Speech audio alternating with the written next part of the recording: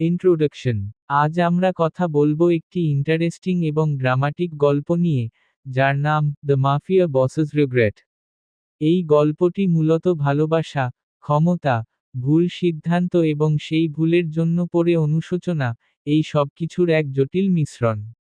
শুরুতে আমরা দেখতে পাই একজন শক্তিশালী মাফিয়া বস, যার জীবন ক্ষমতা, টাকার দাপট এবং কঠিন সিদ্ধান্তের মধ্যে দিয়ে চলে। কিন্তু তার জীবনে হঠাৎ এমন কিছু ঘটনা ঘটে যা তাকে নিজের অতীতের ভুলগুলোর মুখোমুখি দাঁড় করায়।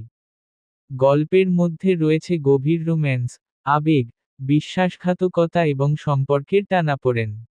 একদিকে তার জীবনে এমন একজন নারী আসে যে তাকে সত্যিকারের ভালোবাসা এবং মানবিকতার মূল্য বুঝতে শেখায়। অন্যদিকে অতীতের ভুল, শত্রুতা এবং ক্ষমতার লড়াই তাকে বারবার বিপদের মধ্যে ঠেলে দেয়। এই গল্পের বিশেষ দিক হল এর চরিত্রগুলো। প্রতিটি চরিত্রের নিজস্ব উদ্দেশ্য, আবেগ এবং দ্বন্দ্ব রয়েছে, যা গল্পকে আরও বাস্তব এবং আকর্ষণীয় করে তোলে।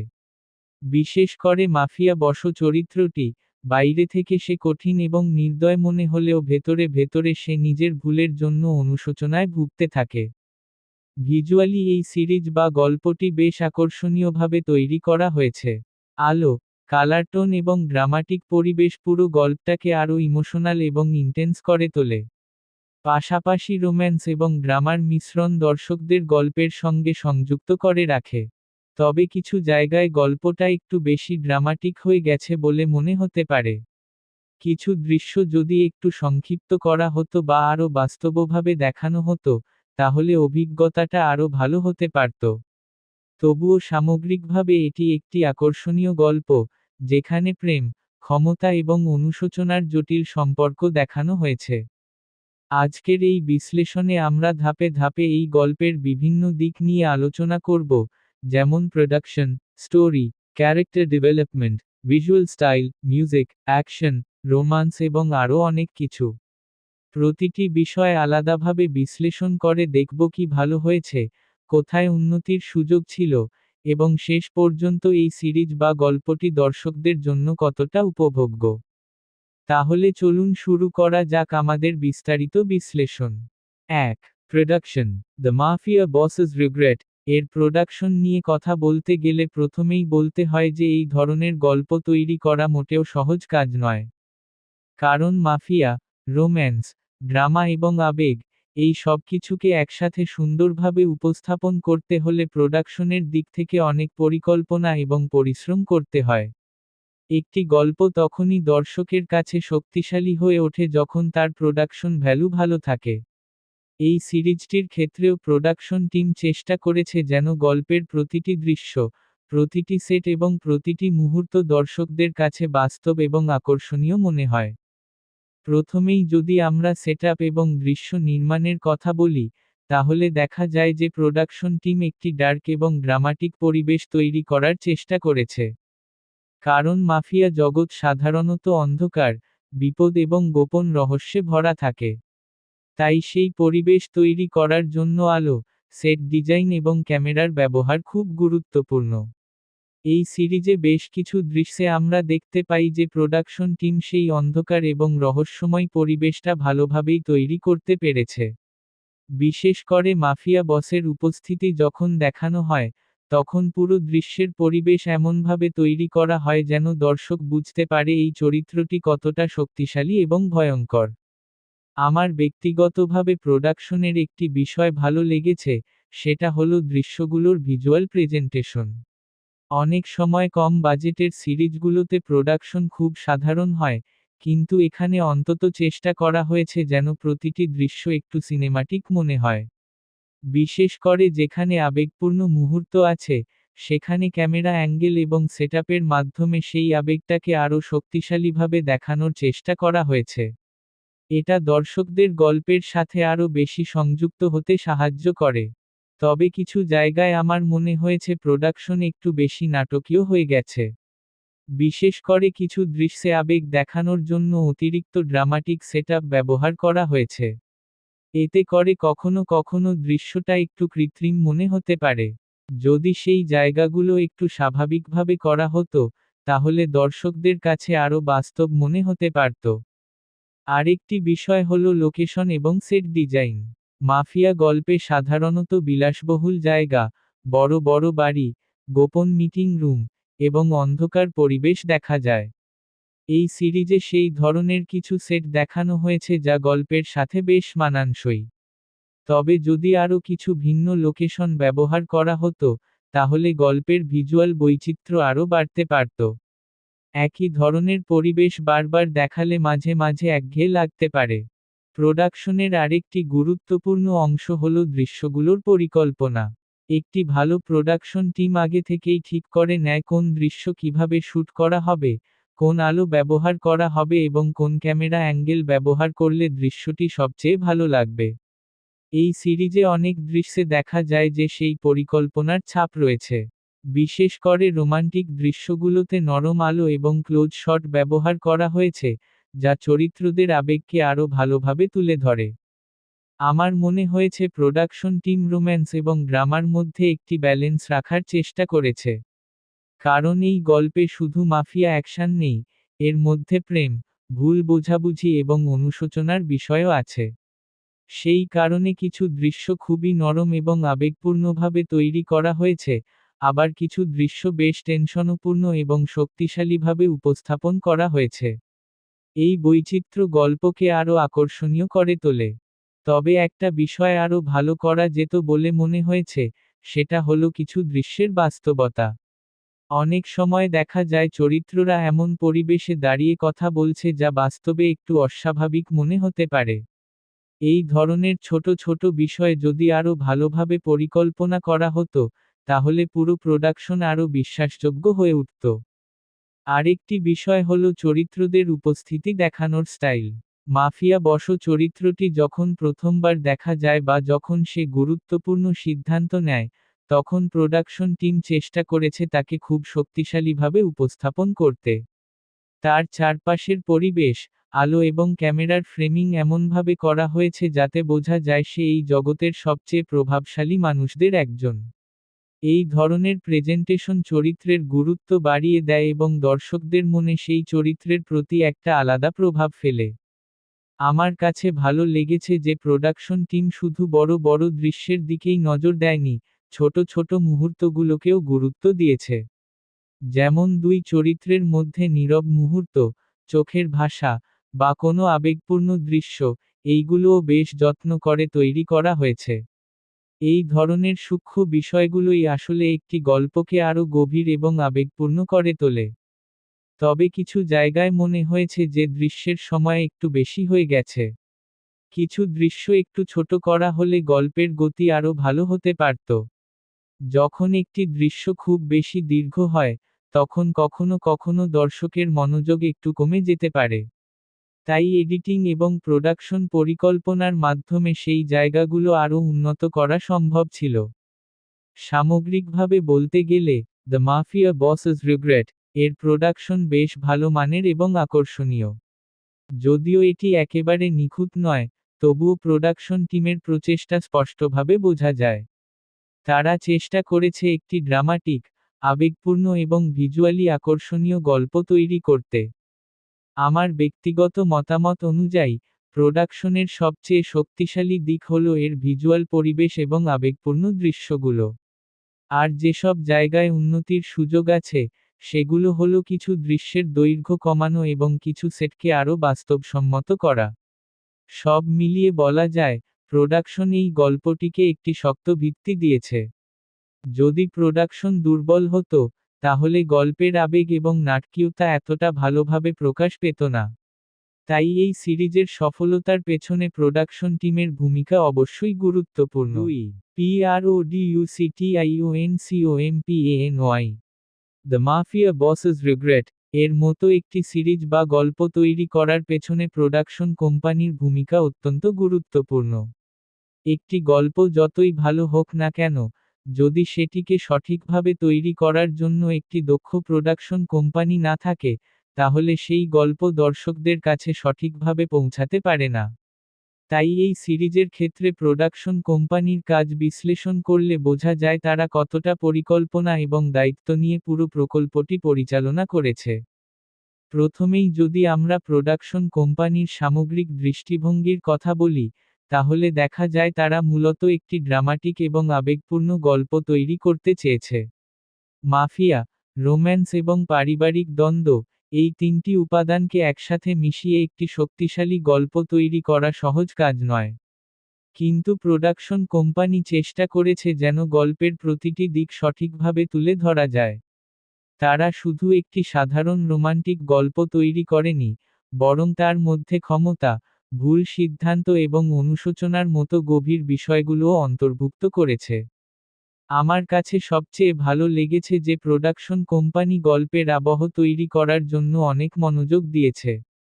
কারণ একটি মাফিয়া ভিত্তিক গল্পে পরিবেশ এবং টোন অত্যন্ত গুরুত্বপূর্ণ। এখানে আমরা দেখতে পাই যে তারা অন্ধকার, রহস্যময়ী এবং কখনো কখনো আবেগপূর্ণ একটি পরিবেশ তৈরি করতে চেয়েছে। এই ধরনের পরিবেশ দর্শকদের গল্পের মধ্যে ডুবে যেতে সাহায্য করে এবং চরিত্রদের অনুভূতিগুলো আরও গভীরভাবে উপলব্ধি করতে সাহায্য করে। প্রোডাকশন কোম্পানির আরেকটি গুরুত্বপূর্ণ দায়িত্ব হল সঠিক টিম নির্বাচন করা। একটি ভালো পরিচালক, দক্ষ অভিনেতা এবং অভিজ্ঞ টেকনিক্যাল টিম ছাড়া কোনো সিরিজ সফল হতে পারে না। এই সিরিজে আমরা দেখতে পাই যে প্রোডাকশন কোম্পানি এমন একটি টিম তৈরি করার চেষ্টা করেছে যারা গল্পটিকে বাস্তব এবং আকর্ষণীয়ভাবে উপস্থাপন করতে পারে। যদিও কিছু জায়গায় আরও শক্তিশালী পারফরমেন্স আশা করা যেত, তবুও সামগ্রিকভাবে টিম নির্বাচন মোটামুটি ভালো হয়েছে। আমার মনে হয়েছে প্রোডাকশন কোম্পানি বিশেষভাবে গুরুত্ব দিয়েছে গল্পের আবেগপূর্ণ অংশগুলোর দিকে। কারণ এই সিরিজের মূল শক্তি হল তার আবেগ এবং সম্পর্কের জটিলতা। মাফিয়া বসের চরিত্রটি বাইরে থেকে শক্ত এবং নির্দয় হলেও তার ভেতরের অনুশোচনা এবং ভালোবাসার অনুভূতি গল্পের একটি বড় অংশ। এই আবেগকে দর্শকদের সামনে তুলে ধরার জন্য প্রোডাকশন কোম্পানি অনেক দৃশ্যকে ধীরে এবং বিস্তারিতভাবে উপস্থাপন করেছে। তবে কিছু জায়গায় মনে হয়েছে প্রোডাকশন কোম্পানি হয়তো একটু বেশি ড্রামাটিক উপস্থাপনার দিকে ঝুঁকেছে। কিছু দৃশ্যে আবেগ প্রকাশ করার জন্য অতিরিক্ত নাটকীয়তা ব্যবহার করা হয়েছে, যা কখনো কখনো বাস্তবতা থেকে একটু দূরে মনে হতে পারে। যদি সেই জায়গাগুলো একটু সংযতভাবে করা হতো, তাহলে গল্পের প্রভাব আরও শক্তিশালী হতে পারত। লোকেশন নির্বাচন ও প্রোডাকশন কোম্পানির একটি বড় দায়িত্ব। একটি মাফিয়া গল্পে সাধারণত এমন জায়গা দেখানো হয় যা ক্ষমতা এবং বিলাসিতার প্রতীক। এই সিরিজে আমরা দেখতে পাই কিছু বিলাসবহুল পরিবেশ, বড় ঘর এবং রহস্যময় সেটিংস ব্যবহার করা হয়েছে। এগুলো গল্পের সাথে বেশ ভালোভাবে মানিয়ে গেছে। তবে যদি আরও কিছু ভিন্ন লোকেশন ব্যবহার করা হতো, তাহলে গল্পের ভিজুয়াল অভিজ্ঞতা আরও সমৃদ্ধ হতে পারত। প্রোডাকশন কোম্পানি গল্পের ভিজুয়াল স্টাইল নিয়েও বেশ চিন্তা করেছে বলে মনে হয়। অনেক দৃশ্যে আলো এবং রঙের ব্যবহার এমনভাবে করা হয়েছে যাতে আবেগ আরও বেশি করে প্রকাশ পায়। উদাহরণস্বরূপ, যখন কোনো দুঃখজনক বা অনুশোচনামূলক মুহূর্ত দেখানো হয়, তখন দৃশ্যের আলো একটু নরম এবং গাঢ় রাখা হয়। আবার যখন রোমান্টিক মুহূর্ত থাকে, তখন পরিবেশটা তুলনামূলকভাবে উষ্ণ এবং কোমল করে দেখানো হয়। আমার কাছে আরেকটি ভালো লেগেছে যে প্রোডাকশন কোম্পানি গল্পের চরিত্রগুলোর সম্পর্কের দিকে বেশ গুরুত্ব দিয়েছে। তারা শুধু বাহ্যিক অ্যাকশন বা নাটকীয়তা দেখানোর দিকে মনোযোগ দেয়নি, বরং চরিত্রগুলোর আবেগ, দ্বন্দ্ব এবং সম্পর্কের পরিবর্তনগুলোকেও তুলে ধরার চেষ্টা করেছে। এই বিষয়টি গল্পকে আরও মানবিক করে তোলে। তবে কিছু জায়গায় মনে হয়েছে গল্পের গতি একটু ধীর হয়ে গেছে। এর একটি কারণ হতে পারে প্রোডাকশন কোম্পানি কিছু দৃশ্যকে খুব বেশি সময় ধরে দেখিয়েছে। যদিও তারা হয়তো আবেগকে গভীরভাবে তুলে ধরতে চেয়েছে, কিন্তু সেই কারণে কিছু দর্শকের কাছে দৃশ্যগুলো একটু দীর্ঘ মনে হতে পারে। প্রোডাকশন কোম্পানির আরেকটি বড় দায়িত্ব হল পুরো প্রকল্পের বাজেট সঠিকভাবে ব্যবহার করা। যদিও আমরা সরাসরি বাজেটের তথ্য জানি না, তবুও দৃশ্যগুলোর মান দেখে বোঝা যায় যে তারা সীমিত সম্পদের মধ্যেও একটি আকর্ষণীয় প্রেজেন্টেশন তৈরি করার চেষ্টা করেছে। সেট ডিজাইন, পোশাক এবং লোকেশন ব্যবহারে সেই প্রচেষ্টার ছাপ দেখা যায়। সবচেয়ে গুরুত্বপূর্ণ বিষয় হল প্রোডাকশন কোম্পানি এই গল্পের মূল থিম, অনুশোচনা এবং ভালোবাসা, এই দুইটিকে কেন্দ্র করে পুরো প্রকল্পটি গড়ে তুলেছে। তারা চেষ্টা করেছে যেন দর্শক শুধু একটি মাফিয়া গল্প না দেখে, বরং একটি মানুষের আবেগপূর্ণ যাত্রাও দেখতে পায়। এই দৃষ্টিভঙ্গি গল্পটিকে অন্য অনেক সাধারণ মাফিয়া গল্প থেকে আলাদা করে তোলে। আমার ব্যক্তিগত মতামত অনুযায়ী, প্রোডাকশন কোম্পানির সবচেয়ে বড় সাফল্য হল তারা গল্পের আবেগ এবং নাটকীয়তাকে সুন্দরভাবে উপস্থাপন করতে পেরেছে। যদিও কিছু জায়গায় অতিরিক্ত ড্রামাটিক উপস্থাপনা এবং ধীর গতি দেখা যায়, তবুও সামগ্রিকভাবে তারা একটি আকর্ষণীয় এবং আবেগপূর্ণ গল্প তৈরি করতে সফল হয়েছে। যদি ভবিষ্যতে এই ধরনের আরও গল্প তৈরি করা হয়, তাহলে প্রোডাকশন কোম্পানি কিছু বিষয় আরও উন্নত করতে পারে। যেমন গল্পের গতি একটু দ্রুত করা, কিছু দৃশ্যকে সংক্ষিপ্ত করা এবং বাস্তবতার দিকটি আরও শক্তিশালী করা। তাহলে দর্শকদের অভিজ্ঞতা আরও ভালো হবে। সব মিলিয়ে বলা যায়, দ্য মাফিয়া বসেস রিগ্রেট এর পেছনে যে প্রোডাকশন কোম্পানি কাজ করেছে তারা একটি শক্তিশালী এবং আবেগপূর্ণ গল্প উপস্থাপন করার জন্য যথেষ্ট চেষ্টা করেছে। তাদের পরিকল্পনা, পরিবেশ তৈরি করার দক্ষতা এবং চরিত্রগুলোর আবেগ তুলে ধরার প্রচেষ্টা এই সিরিজকে একটি আলাদা পরিচয় দিয়েছে। ৩. ডিস্ট্রিবিউশন।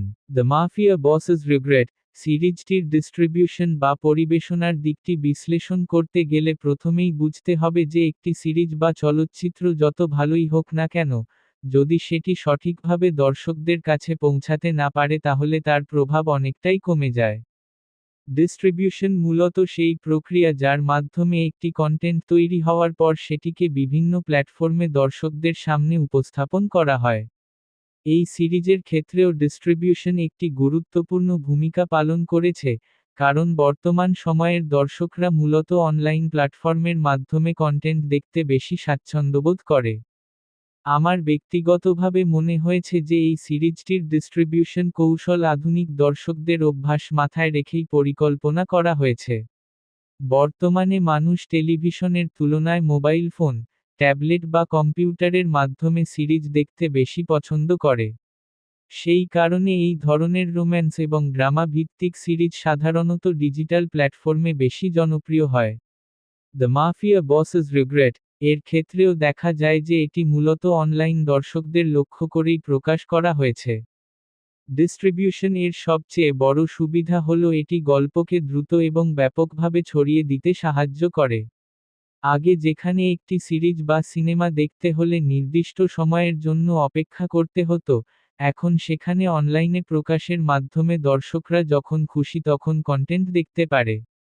এই সুবিধার কারণে এই সিরিজটিও দ্রুত অনেক দর্শকের কাছে পৌঁছে যেতে সক্ষম হয়েছে। বিশেষ করে যারা রোম্যান্স এবং ড্রামা ঘরানার গল্প পছন্দ করে, তারা সহজেই এই সিরিজটি খুঁজে পেতে পারে। আমার কাছে ভালো লেগেছে যে ডিস্ট্রিবিউশন এর মাধ্যমে সিরিজটির প্রচারও বেশ ভালোভাবে করা হয়েছে বলে মনে হয়। কারণ একটি সিরিজ জনপ্রিয় হওয়ার জন্য শুধু ভালো গল্পই যথেষ্ট নয়, সেটিকে দর্শকদের সামনে তুলে ধরার জন্য সঠিক প্রচারণাও প্রয়োজন। ট্রেলার, পোস্টার এবং সোশ্যাল মিডিয়ার মাধ্যমে এই ধরনের সিরিজগুলো অনেক সময় দর্শকদের মধ্যে আগ্রহ তৈরি করে।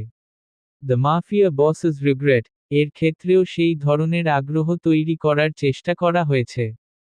তবে ডিস্ট্রিবিউশন এর ক্ষেত্রে একটি বিষয় আরও ভালো করা যেত বলে আমার মনে হয়েছে।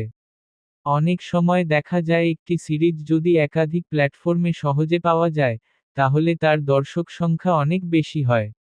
যদি এই সিরিজটি আরও বেশি আন্তর্জাতিক প্ল্যাটফর্মে বা বিভিন্ন ভাষায় সহজলভ্য করা হতো, তাহলে হয়তো এটি আরও বড় দর্শকগোষ্ঠীর কাছে পৌঁছাতে পারত। Director, the mafia bosses regret সিরিজটির সবচেয়ে গুরুত্বপূর্ণ দিকগুলোর একটি হল এর পরিচালনা বা ডিরেকশন। একটি গল্প কাগজে যতই শক্তিশালী হোক না কেন, সেটিকে জীবন্ত করে তোলার দায়িত্ব মূলত পরিচালকের উপরই থাকে।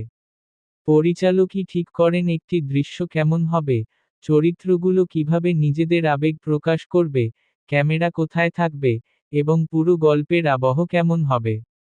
তাই এই সিরিজের ক্ষেত্রে পরিচালকের ভূমিকা বিশ্লেষণ করা অত্যন্ত গুরুত্বপূর্ণ। প্রথমেই বলতে হয়, পরিচালক এই সিরিজে একটি নির্দিষ্ট আবহ তৈরি করার চেষ্টা করেছেন। যেহেতু গল্পটি মাফিয়া জগতের সঙ্গে যুক্ত, তাই পুরো সিরিজের মধ্যে একটি অন্ধকার, রহস্যময়ী এবং কখনো কখনো চাপা টেনশনের পরিবেশ তৈরি করা হয়েছে। এই ধরনের পরিবেশ তৈরি করা সহজ নয়, কারণ দর্শকদের যেন মনে হয় তারা সত্যিই একটি বিপজ্জনক এবং ক্ষমতাশালী জগতের ভেতরে প্রবেশ করেছে। পরিচালকের পরিকল্পনায় সেই বিষয়টি অনেকাংশেই সফল হয়েছে। আমার ব্যক্তিগতভাবে সবচেয়ে ভালো লেগেছে যে পরিচালক চরিত্রগুলোর আবেগকে খুব গুরুত্ব দিয়েছেন। অনেক সময় মাফিয়া ঘরানার গল্পে শুধুমাত্র অ্যাকশন বা ক্ষমতার লড়াই দেখানো হয়। কিন্তু এই সিরিজে পরিচালক চেষ্টা করেছেন চরিত্রগুলোর ভেতরের অনুভূতি, দ্বন্দ্ব এবং অনুশোচনাকে সামনে আনতে। বিশেষ করে মাফিয়া বসের চরিত্রটি শুধু একজন শক্তিশালী নেতা হিসেবে নয়, বরং একজন মানুষ হিসেবে দেখানোর চেষ্টা করা হয়েছে যার ভেতরে অপরাধবোধ, ভালোবাসা এবং অনুশোচনা কাজ করে। পরিচালকের আরেকটি গুরুত্বপূর্ণ কাজ হল অভিনেতাদের থেকে সেরা অভিনয় বের করে আনা। এই সিরিজে দেখা যায় অনেক দৃশ্যে অভিনেতারা আবেগপূর্ণ মুহূর্তগুলো বেশ ভালোভাবে প্রকাশ করতে পেরেছেন। এটি অনেকটাই পরিচালকের নির্দেশনা এবং বোঝানোর দক্ষতার উপর নির্ভর করে। পরিচালক যদি সঠিকভাবে অভিনেতাদের গাইড করতে পারেন, তাহলে দৃশ্যগুলো অনেক বেশি বাস্তব এবং শক্তিশালী হয়ে ওঠে। তবে কিছু জায়গায় আমার মনে হয়েছে পরিচালকের সিদ্ধান্ত আরও ভালো হতে পারত। যেমন কিছু দৃশ্য একটু বেশি দীর্ঘ মনে হয়েছে। হয়তো পরিচালক চেয়েছিলেন সেই আবেগকে গভীরভাবে দেখাতে, কিন্তু এর ফলে কিছু সময় গল্পের গতি একটু ধীর হয়ে গেছে। যদি সেই দৃশ্যগুলো একটু সংক্ষিপ্ত করা হতো, তাহলে পুরো সিরিজের গতি আরও আকর্ষণীয় হতে পারত। আরেকটি বিষয় হলো দৃশ্যগুলোর নাটকীয়তা। পরিচালক অনেক জায়গায় খুব ড্রামাটিক স্টাইল ব্যবহার করেছেন। এটি অনেক সময় দর্শকদের জন্য খুবই প্রভাবশালী হতে পারে, কিন্তু কখনো কখনো অতিরিক্ত নাটকীয়তা দৃশ্যকে একটু কৃত্রিম করে তুলতে পারে। যদি কিছু জায়গায় একটু স্বাভাবিকতা রাখা হতো, তাহলে গল্পটি আরও বাস্তব। 5. Producer, the mafia bosses regret. সিরিজটির প্রযোজক বা প্রডিউসার এর ভূমিকা বিশ্লেষণ করতে গেলে প্রথমেই বুঝতে হবে যে একটি প্রজেক্টের পেছনে সবচেয়ে গুরুত্বপূর্ণ প্রশাসনিক এবং পরিকল্পনাগত শক্তি হল প্রযোজক। সাধারণ দর্শক অনেক সময় পরিচালক বা অভিনেতাদের বেশি গুরুত্ব দেয়, কিন্তু বাস্তবে একটি সিরিজ বা সিনেমা শুরু থেকে শেষ পর্যন্ত তৈরি হওয়ার পেছনে প্রযোজকের অবদান অত্যন্ত বড়। প্রযোজক মূলত সেই ব্যক্তি বা দল যারা পুরো প্রজেক্টের অর্থনৈতিক পরিকল্পনা, টিম গঠন, শুটিং পরিচালনা এবং শেষ পর্যন্ত কন্টেন্টটি সম্পূর্ণ করার দায়িত্ব পালন করে। দ্য মাফিয়া বসেস রিগ্রেট এর ক্ষেত্রে প্রযোজকের পরিকল্পনার একটি স্পষ্ট প্রভাব পুরো সিরিজ জুড়ে দেখা যায়। এই ধরনের একটি গল্প তৈরি করতে গেলে শুধু গল্প ভালো হলেই হয় না, সেই গল্প বাস্তবে রূপ দিতে হলে সঠিক বাজেট, দক্ষ টিম এবং সঠিক সময় ব্যবস্থাপনা প্রয়োজন হয়। এই সিরিজে আমরা দেখতে পাই যে প্রযোজক চেষ্টা করেছেন একটি ভারসাম্যপূর্ণ প্রোডাকশন তৈরি করতে যেখানে গল্প, ভিজুয়াল এবং আবেগ, এই তিনটি বিষয় একসাথে ভালোভাবে কাজ করে। আমার ব্যক্তিগতভাবে মনে হয়েছে প্রযোজক গল্পটির সম্ভাবনা বুঝতে পেরেছিলেন। কারণ, দ্য মাফিয়া বসেস রিগ্রেট শুধুমাত্র একটি সাধারণ মাফিয়া গল্প নয়, এর মধ্যে রয়েছে রোম্যান্স, আবেগ, ক্ষমতার দ্বন্দ্ব এবং অনুশোচনার গভীর থিম। এই ধরনের গল্প তৈরি করতে গেলে প্রযোজককে শুরু থেকেই বুঝতে হয় যে এটি কোন ধরনের দর্শকদের জন্য তৈরি করা হচ্ছে। এই সিরিজটি মূলত সেই দর্শকদের লক্ষ্য করে তৈরি করা হয়েছে যারা ড্রামা এবং রোমান্টিক গল্প পছন্দ করে। প্রযোজকের আরেকটি গুরুত্বপূর্ণ দায়িত্ব হল সঠিক পরিচালক এবং টিম নির্বাচন করা। একজন দক্ষ পরিচালক ছাড়া একটি ভালো গল্পও দুর্বল হয়ে যেতে পারে। এই সিরিজে দেখা যায় যে পরিচালক গল্পের আবেগ এবং নাটকীয়তা তুলে ধরতে যথেষ্ট চেষ্টা করেছেন, যা প্রযোজকের সঠিক সিদ্ধান্তের ফল বলেই মনে হয়। একইভাবে অভিনেতাদের নির্বাচনও প্রযোজকের অনুমোদনের মাধ্যমেই হয়। সেই দিক থেকেও বলা যায় যে প্রযোজক একটি উপযুক্ত টিম তৈরি করার চেষ্টা করেছেন। আরেকটি বিষয় হল বাজেট ব্যবস্থাপনা। যদিও আমরা সঠিক বাজেট জানি না, তবুও সিরিজটির দৃশ্য, সেট এবং সামগ্রিক উপস্থাপনা দেখে বোঝা যায় যে প্রযোজক সীমিত সম্পদের মধ্যেও একটি আকর্ষণীয় প্রোডাকশন তৈরি করার চেষ্টা করেছেন। অনেক সময় বড় বাজেট ছাড়া বড় ধরনের ভিজুয়াল তৈরি করা কঠিন হয়ে যায়, কিন্তু এখানে অন্তত সেই সীমাবদ্ধতার মধ্যেও ভালো পরিবেশ তৈরি করার চেষ্টা করা হয়েছে। আমার কাছে ভালো লেগেছে যে প্রযোজক গল্পের আবেগপূর্ণ দিককে গুরুত্ব দিয়েছেন। অনেক প্রযোজক শুধুমাত্র বাণিজ্যিক সাফল্যের কথা চিন্তা করে বেশি অ্যাকশন বা চমকপ্রদ দৃশ্য যোগ করতে চান। কিন্তু এই সিরিজে দেখা যায় যে গল্পের আবেগ এবং চরিত্রের সম্পর্কগুলোকে যথেষ্ট গুরুত্ব দেওয়া হয়েছে।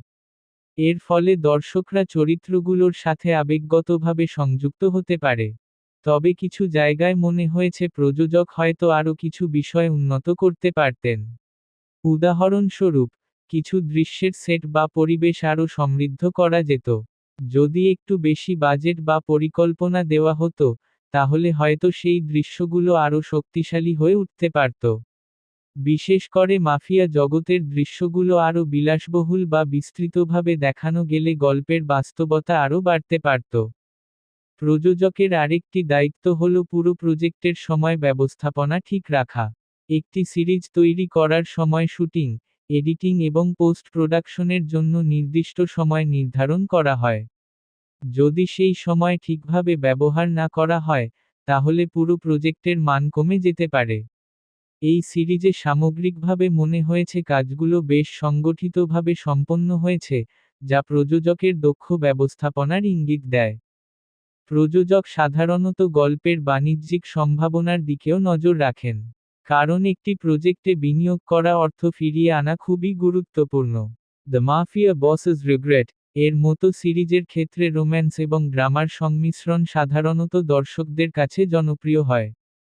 তাই প্রযোজক সম্ভবত এই বিষয়টি মাথায় রেখেই গল্পটি নির্বাচন করেছেন। আমার মনে হয়েছে প্রযোজক গল্পের টোন বজায় রাখার ক্ষেত্রেও সচেতন ছিলেন। পুরো সিরিজে একটি নির্দিষ্ট আবেগপূর্ণ এবং নাটকীয় পরিবেশ বজায় রাখা হয়েছে, যা দর্শকদের গল্পের মধ্যে ধরে রাখে। এটি প্রমাণ করে যে প্রযোজক শুধু অর্থনৈতিক দিক নয়, সৃজনশীল দিকেও নজর দিয়েছেন। তবে কিছু জায়গায় গল্পের গতি একটু ধীর মনে হয়েছে। যদিও এটি সরাসরি প্রযোজকের সিদ্ধান্ত নয়, তবুও প্রযোজক অনেক সময় পরিচালকের সাথে আলোচনা করে গল্পের গতি বা দৃশ্যের দৈর্ঘ্য নির্ধারণ করেন। যদি সেই জায়গাগুলো একটু সংক্ষিপ্ত করা হতো, তাহলে দর্শকদের অভিজ্ঞতা আরও ভালো হতে পারত। আরেকটি বিষয় হল ভবিষ্যতের সম্ভাবনা। একজন দূরদর্শী প্রযোজক সাধারণত এমন গল্প নির্বাচন করেন যার ভবিষ্যতে আরও সিজন বা স্পিন অফ তৈরি করা সম্ভব। দ্য মাফিয়া বসেস রিগ্রেট এর গল্পের কাঠামো এমন যে ভবিষ্যতে এটি আরও বিস্তৃত করা যেতে পারে। তাই বলা যায় যে প্রযোজক এমন একটি গল্পে বিনিয়োগ করেছেন যার দীর্ঘমেয়াদী সম্ভাবনা রয়েছে। সব মিলিয়ে বলতে গেলে, এই সিরিজের প্রযোজক একটি আবেগপূর্ণ এবং নাটকীয় গল্পকে বাস্তবে রূপ দেওয়ার জন্য যথেষ্ট চেষ্টা করেছেন। যদিও কিছু জায়গায় আরও বড় স্কেল বা আরও সমৃদ্ধ সেট ব্যবহার করা যেত, তবুও সামগ্রিকভাবে প্রযোজকের পরিকল্পনা এবং ব্যবস্থাপনা সফল বলা যায়। আমার ব্যক্তিগত মতামত অনুযায়ী, প্রযোজকের সবচেয়ে বড় সাফল্য হল তিনি গল্পের মূল আবেগকে অক্ষুণ্ণ রেখে একটি আকর্ষণীয় প্রোডাকশন তৈরি করতে পেরেছেন। যদি ভবিষ্যতে এই ধরনের আরও প্রজেক্ট তৈরি করা হয়, তাহলে হয়তো আরও বড় বাজেট এবং আরও বিস্তৃত পরিকল্পনার মাধ্যমে সেই অভিজ্ঞতাকে আরও সমৃদ্ধ করা সম্ভব হবে। সর্বশেষে বলা যায়, দ্য মাফিয়া বসেস রিগ্রেট এর প্রযোজক এই সিরিজটিকে একটি শক্ত ভিত্তি দিয়েছেন। তার পরিকল্পনা, বিনিয়োগ এবং টিম পরিচালনার দক্ষতার কারণেই এই গল্পটি দর্শকদের সামনে সফলভাবে উপস্থাপিত হয়েছে। MAINCHARACTERDEVELOPMENT the mafia bosses regret সিরিজটির সবচেয়ে গুরুত্বপূর্ণ দিকগুলোর মধ্যে একটি হল মেইন ক্যারেক্টার ডেভেলপমেন্ট, অর্থাৎ প্রধান চরিত্রের বিকাশ বা পরিবর্তন। একটি শক্তিশালী গল্প তখনই দর্শকদের মনে গভীর প্রভাব ফেলে যখন সেই গল্পের প্রধান চরিত্র সময়ের সাথে সাথে পরিবর্তিত হয়, শেখে, ভুল বুঝতে পারে এবং নতুন সিদ্ধান্ত নেয়। এই সিরিজে মূল চরিত্রের এই পরিবর্তনের যাত্রাটি পুরো গল্পের কেন্দ্রবিন্দু। প্রথমে যখন আমরা প্রধান চরিত্র, মাফিয়া বস-কে দেখি, তখন তাকে একজন শক্তিশালী, কঠোর এবং ভয়ঙ্কর ব্যক্তিত্ব হিসেবে উপস্থাপন করা হয়। সে এমন একজন মানুষ যে ক্ষমতা এবং প্রভাবের জগতে অভ্যস্ত। তার সিদ্ধান্তগুলো সাধারণত ঠান্ডা মাথায় নেওয়া হয় এবং অনেক সময় সেই সিদ্ধান্তগুলো অন্যদের জন্য কঠিন বা নির্মম হতে পারে। এই ধরনের চরিত্র সাধারণত নিজের আবেগকে প্রকাশ করে না এবং নিজের দুর্বলতা লুকিয়ে রাখে। এই শুরুটা খুব গুরুত্বপূর্ণ কারণ এখান থেকেই চরিত্রটির পরিবর্তনের পথ শুরু হয়। দর্শকরা প্রথমে তাকে একজন শক্তিশালী কিন্তু কঠিন মানুষ হিসেবে দেখে। কিন্তু ধীরে ধীরে গল্পের বিভিন্ন ঘটনার মাধ্যমে তার ভেতরের মানুষটিকে দেখতে শুরু করে। এই সিরিজে প্রধান চরিত্রের বিকাশ ধীরে ধীরে দেখানো হয়েছে। হঠাৎ করে কোনো বড় পরিবর্তন ঘটেনি, বরং ছোট ছোট মুহূর্তের মাধ্যমে তার মানসিক অবস্থার পরিবর্তন হয়েছে। এই ধরনের ধীরগতির পরিবর্তন অনেক সময় গল্পকে আরও বাস্তব মনে করায়। প্রধান চরিত্রের জীবনে সবচেয়ে বড় পরিবর্তনের কারণ হল তার অনুশোচনা এবং তার জীবনে প্রবেশ করা কিছু গুরুত্বপূর্ণ মানুষ। যখন সে নিজের অতীতের সিদ্ধান্তগুলোর ফলাফল দেখতে শুরু করে, তখন তার ভেতরে এক ধরনের দ্বন্দ্ব তৈরি হয়। সে বুঝতে পারে যে ক্ষমতা এবং ভয় দেখিয়ে সব কিছু অর্জন করা যায় না। এই উপলব্ধিই তার চরিত্র বিকাশের প্রথম ধাপ। অনেক সময় আমরা দেখি সে নিজের সিদ্ধান্ত নিয়ে ভাবতে শুরু করে। আগে যে কাজগুলো সে বিনা দ্বিধায় করত, এখন সেগুলো নিয়ে তার মধ্যে দ্বিধা তৈরি হয়। আমার কাছে এই পরিবর্তনের যাত্রা বেশ আকর্ষণীয় মনে হয়েছে। কারণ চরিত্রটির ভেতরের দ্বন্দ্ব এবং অনুশোচনা ধীরে ধীরে প্রকাশ পায়। দর্শকরা দেখতে পায় যে সে শুধু একজন মাফিয়া বস নয়, সে একজন মানুষ, যার ভুল আছে, যার অনুভূতি আছে। প্রধান নারী চরিত্রের উপস্থিতিও তার বিকাশে বড় ভূমিকা রাখে। অনেক সময় গল্পে দেখা যায় যে একজন মানুষের জীবনে অন্য একজন মানুষ এসে তাকে বদলে দেয়। এই সিরিজেও সেই ধরনের একটি সম্পর্ক দেখা যায়। প্রধান নারী চরিত্র তার জীবনে এমন কিছু প্রশ্ন তোলে যা তাকে নিজের জীবন নিয়ে নতুন করে ভাবতে বাধ্য করে। এই সম্পর্কের মাধ্যমে আমরা দেখি যে প্রধান চরিত্র ধীরে ধীরে তার আবেগকে প্রকাশ করতে শুরু করে। আগে যে মানুষটি সবসময় শক্ত এবং নির্লিপ্ততা ছিল, এখন সে কখনো কখনো দুর্বলতা প্রকাশ করছে। এই পরিবর্তন দর্শকদের কাছে চরিত্রটিকে আরও মানবিক করে তোলে। তবে কিছু জায়গায় মনে হয়েছে এই পরিবর্তনের গতি একটু অসমান। কিছু মুহূর্ত খুব সুন্দরভাবে তৈরি করা হলেও কিছু জায়গায় মনে হয়েছে চরিত্রের পরিবর্তন একটু দ্রুত হয়ে গেছে। যদি সেই জায়গাগুলোতে আরও সময় দেওয়া হতো এবং আরও কিছু দৃশ্য যোগ করা হতো, তাহলে বিকাশের ধারা আরও স্বাভাবিক লাগতে পারত। মেইন ক্যারেক্টার ডেভেলপমেন্ট এর আরেকটি গুরুত্বপূর্ণ দিক হল চরিত্রের সিদ্ধান্তগুলো। গল্পের শেষের দিকে আমরা দেখতে পাই যে প্রধান চরিত্র কিছু বড় সিদ্ধান্ত নেয় যা তার জীবনের দিক পরিবর্তন করে দেয়। এই সিদ্ধান্তগুলো তার আগের ব্যক্তিত্বের সাথে তুলনা করলে অনেকটাই ভিন্ন। এই ধরনের পরিবর্তনই দেখায় যে চরিত্রটি সত্যিই শিখেছে এবং বদলেছে। যদি কোনো চরিত্র শুরু থেকে শেষ পর্যন্ত একই রকম থাকে, তাহলে গল্প অনেক সময় একঘেয়ে হয়ে যায়। কিন্তু এখানে আমরা একটি যাত্রা দেখতে পাই, ক্ষমতা থেকে অনুশোচনা, এবং অনুশোচনা থেকে পরিবর্তনের দিকে। আমার কাছে বিশেষভাবে ভালো লেগেছে যে চরিত্রটির ভেতরের দ্বন্দ্ব অনেক জায়গায় সূক্ষ্মভাবে দেখানো হয়েছে। সব সময় সংলাপের মাধ্যমে নয়, অনেক সময় তার আচরণ, নীরবতা এবং সিদ্ধান্তের মাধ্যমেও সেই পরিবর্তন বোঝানো হয়েছে। তবে আরও একটি বিষয় উন্নত করা যেত। চরিত্রটির অতীত সম্পর্কে যদি আরও কিছু বিস্তারিত দেখানো হতো, যেমন সে কিভাবে মাফিয়া জগতে প্রবেশ করল, কিভাবে সে এই অবস্থানে পৌঁছালো, তাহলে তার বর্তমান অনুশোচনা আরও গভীরভাবে বোঝা যেত। মেইন ক্যারেক্টার ডেভেলপমেন্ট এর ক্ষেত্রে আরেকটি গুরুত্বপূর্ণ বিষয় হল দর্শকদের সাথে সংযোগ তৈরি করা। একটি ভালো চরিত্র তখনই সফল হয় যখন দর্শকরা তার অনুভূতি বুঝতে পারে এবং তার যাত্রার সাথে নিজেদের যুক্ত করতে পারে। এই সিরিজে অনেক মুহূর্তে সেই সংযোগ তৈরি হয়েছে। বিশেষ করে যখন প্রধান চরিত্র তার ভুল স্বীকার করে বা নিজের জীবনের দিকে ফিরে তাকায়, তখন সেই মুহূর্তগুলো বেশ আবেগপূর্ণ হয়ে ওঠে। এই দৃশ্যগুলোই গল্পের মূল শক্তি। সব মিলিয়ে বলা যায়, দ্য মাফিয়া বসেস রিগ্রেট সিরিজে প্রধান চরিত্রের বিকাশ গল্পের অন্যতম গুরুত্বপূর্ণ দিক। যদিও কিছু জায়গায় উন্নতির সুযোগ ছিল, তবুও সামগ্রিকভাবে চরিত্রটির পরিবর্তনের যাত্রা বেশ আকর্ষণীয় এবং আবেগপূর্ণ। আমার ব্যক্তিগত মতামত অনুযায়ী, এই সিরিজের সবচেয়ে শক্তিশালী দিকগুলোর একটি হলো এই চরিত্রের মানসিক পরিবর্তন। কারণ দর্শকরা শুধু একটি মাফিয়া গল্প দেখেন না, তারা একজন মানুষের ভুল, অনুশোচনা এবং পরিবর্তনের গল্পও দেখেন।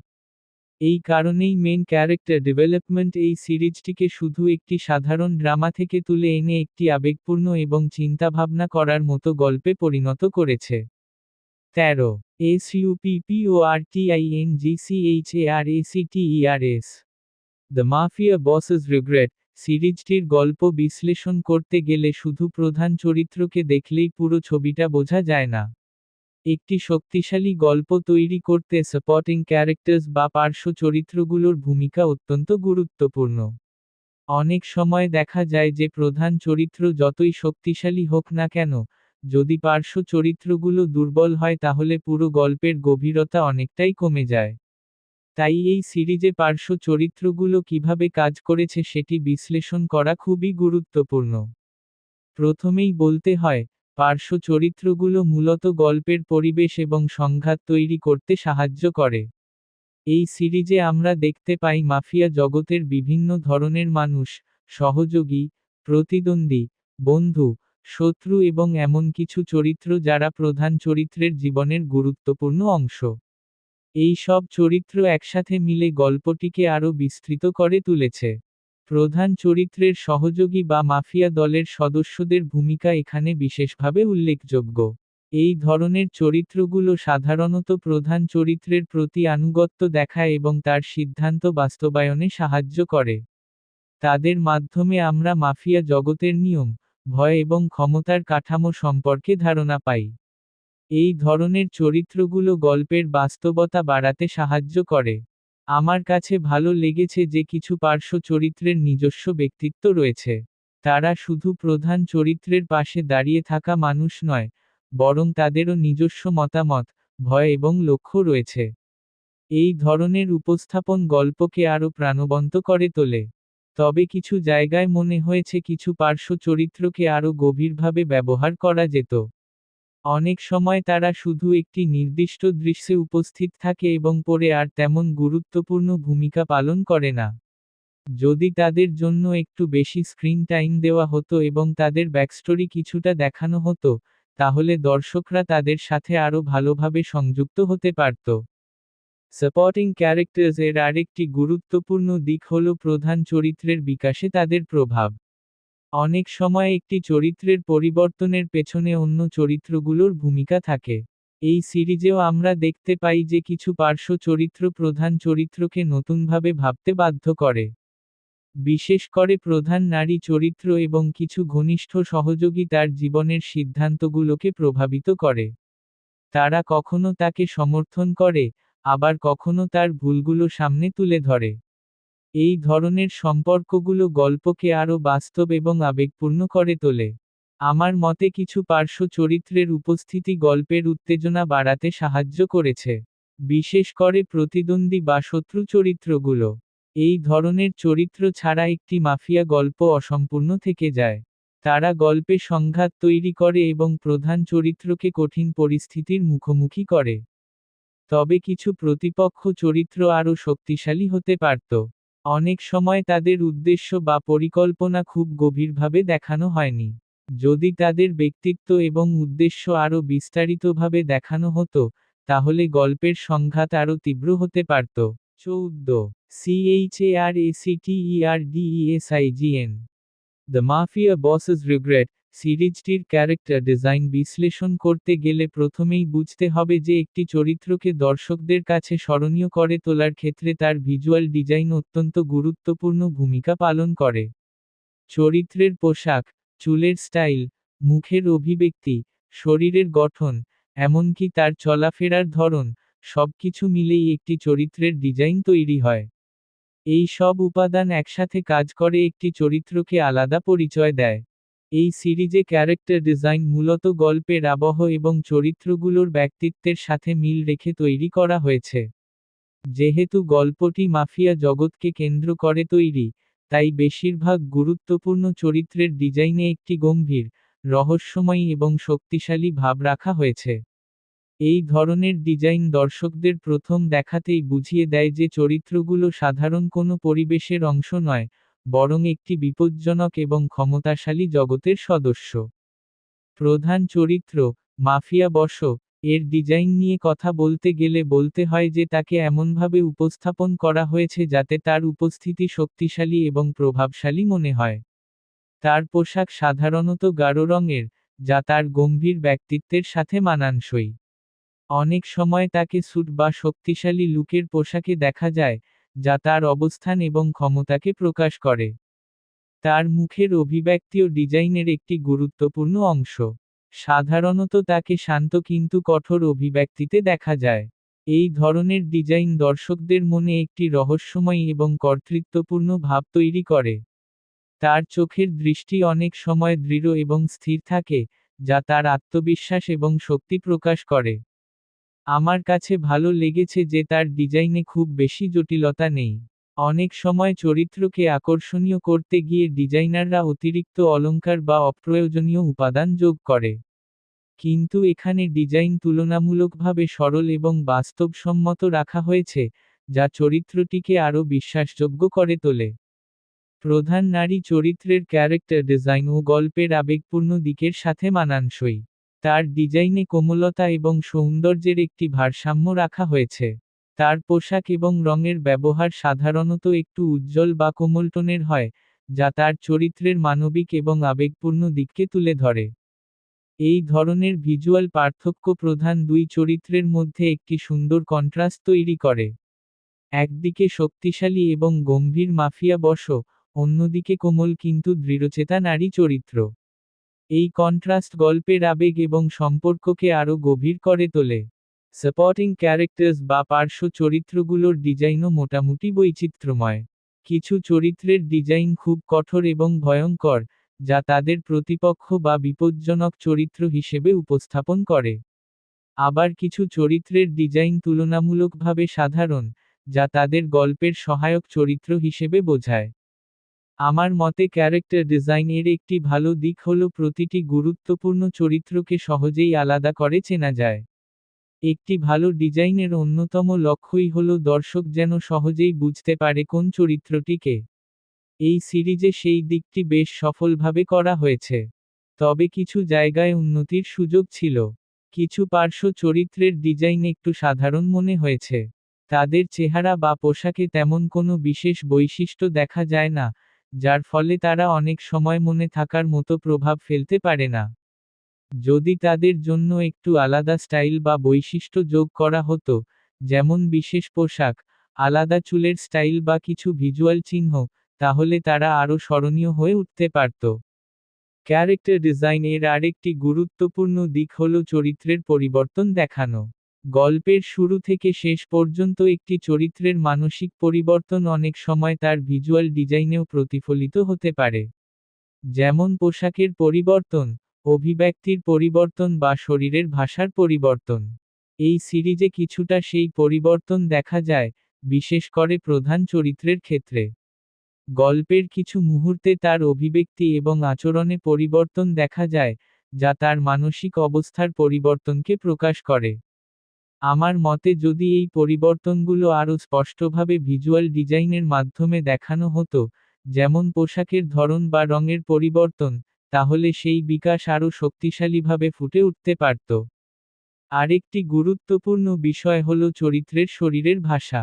ক্যারেক্টার ডিজাইন শুধু চেহারা বা পোশাক নয়, বরং চরিত্র কিভাবে দাঁড়ায়, হাঁটে বা অন্যদের দিকে তাকায় সেটিও ডিজাইনের অংশ। এই সিরিজে প্রধান চরিত্রের শরীরের ভাষা বেশ আত্মবিশ্বাসী এবং দৃঢ় মনে হয়, যা তার ব্যক্তিত্বের সাথে মানানসই। সব মিলিয়ে বলা যায়, দ্য মাফিয়া বসেস রিগ্রেট সিরিজে ক্যারেক্টার ডিজাইন গল্পের আবহ এবং চরিত্রগুলোর ব্যক্তিত্ব প্রকাশ করতে একটি গুরুত্বপূর্ণ ভূমিকা পালন করেছে। যদিও কিছু পার্শ্ব চরিত্রের ডিজাইন আরও আকর্ষণীয় হতে পারত, তবুও প্রধান চরিত্রগুলোর ডিজাইন বেশ শক্তিশালী এবং স্মরণীয়। আমার ব্যক্তিগত মতামত অনুযায়ী, এই সিরিজের ক্যারেক্টার ডিজাইন দর্শকদের কাছে চরিত্রগুলোকে দ্রুত পরিচিত করে তুলতে সক্ষম হয়েছে। বিশেষ করে প্রধান চরিত্রের শক্তিশালী উপস্থিতি এবং প্রধান নারী চরিত্রের কোমল ডিজাইন গল্পের আবেগকে আরও সুন্দরভাবে ফুটিয়ে তুলেছে। এই কারণেই বলা যায়, ক্যারেক্টার ডিজাইন এই সিরিজের ভিজুয়াল পরিচয় তৈরিতে গুরুত্বপূর্ণ অবদান রেখেছে এবং গল্পের সামগ্রিক অভিজ্ঞতাকে আরও সমৃদ্ধ করেছে। 15. ANIMATIONSTOILE the mafia bosses regret সিরিজটির অ্যানিমেশন স্টাইল বিশ্লেষণ করতে গেলে প্রথমেই বুঝতে হবে যে অ্যানিমেশন কেবলমাত্র চলমান ছবি নয়, এটি গল্প বলার একটি শক্তিশালী মাধ্যম। একটি সিরিজের অ্যানিমেশন স্টাইল নির্ধারণ করে দর্শকরা সেই গল্পটিকে কিভাবে অনুভব করবে। স্টাইল যদি গল্পের আবহের সাথে মানানসই হয়, তাহলে পুরো অভিজ্ঞতা অনেক বেশি শক্তিশালী হয়ে ওঠে। এই সিরিজে ব্যবহৃত অ্যানিমেশন স্টাইল মূলত একটি আধুনিক 2D ডিজিটাল অ্যানিমেশন স্টাইলের উপর ভিত্তি করে তৈরি।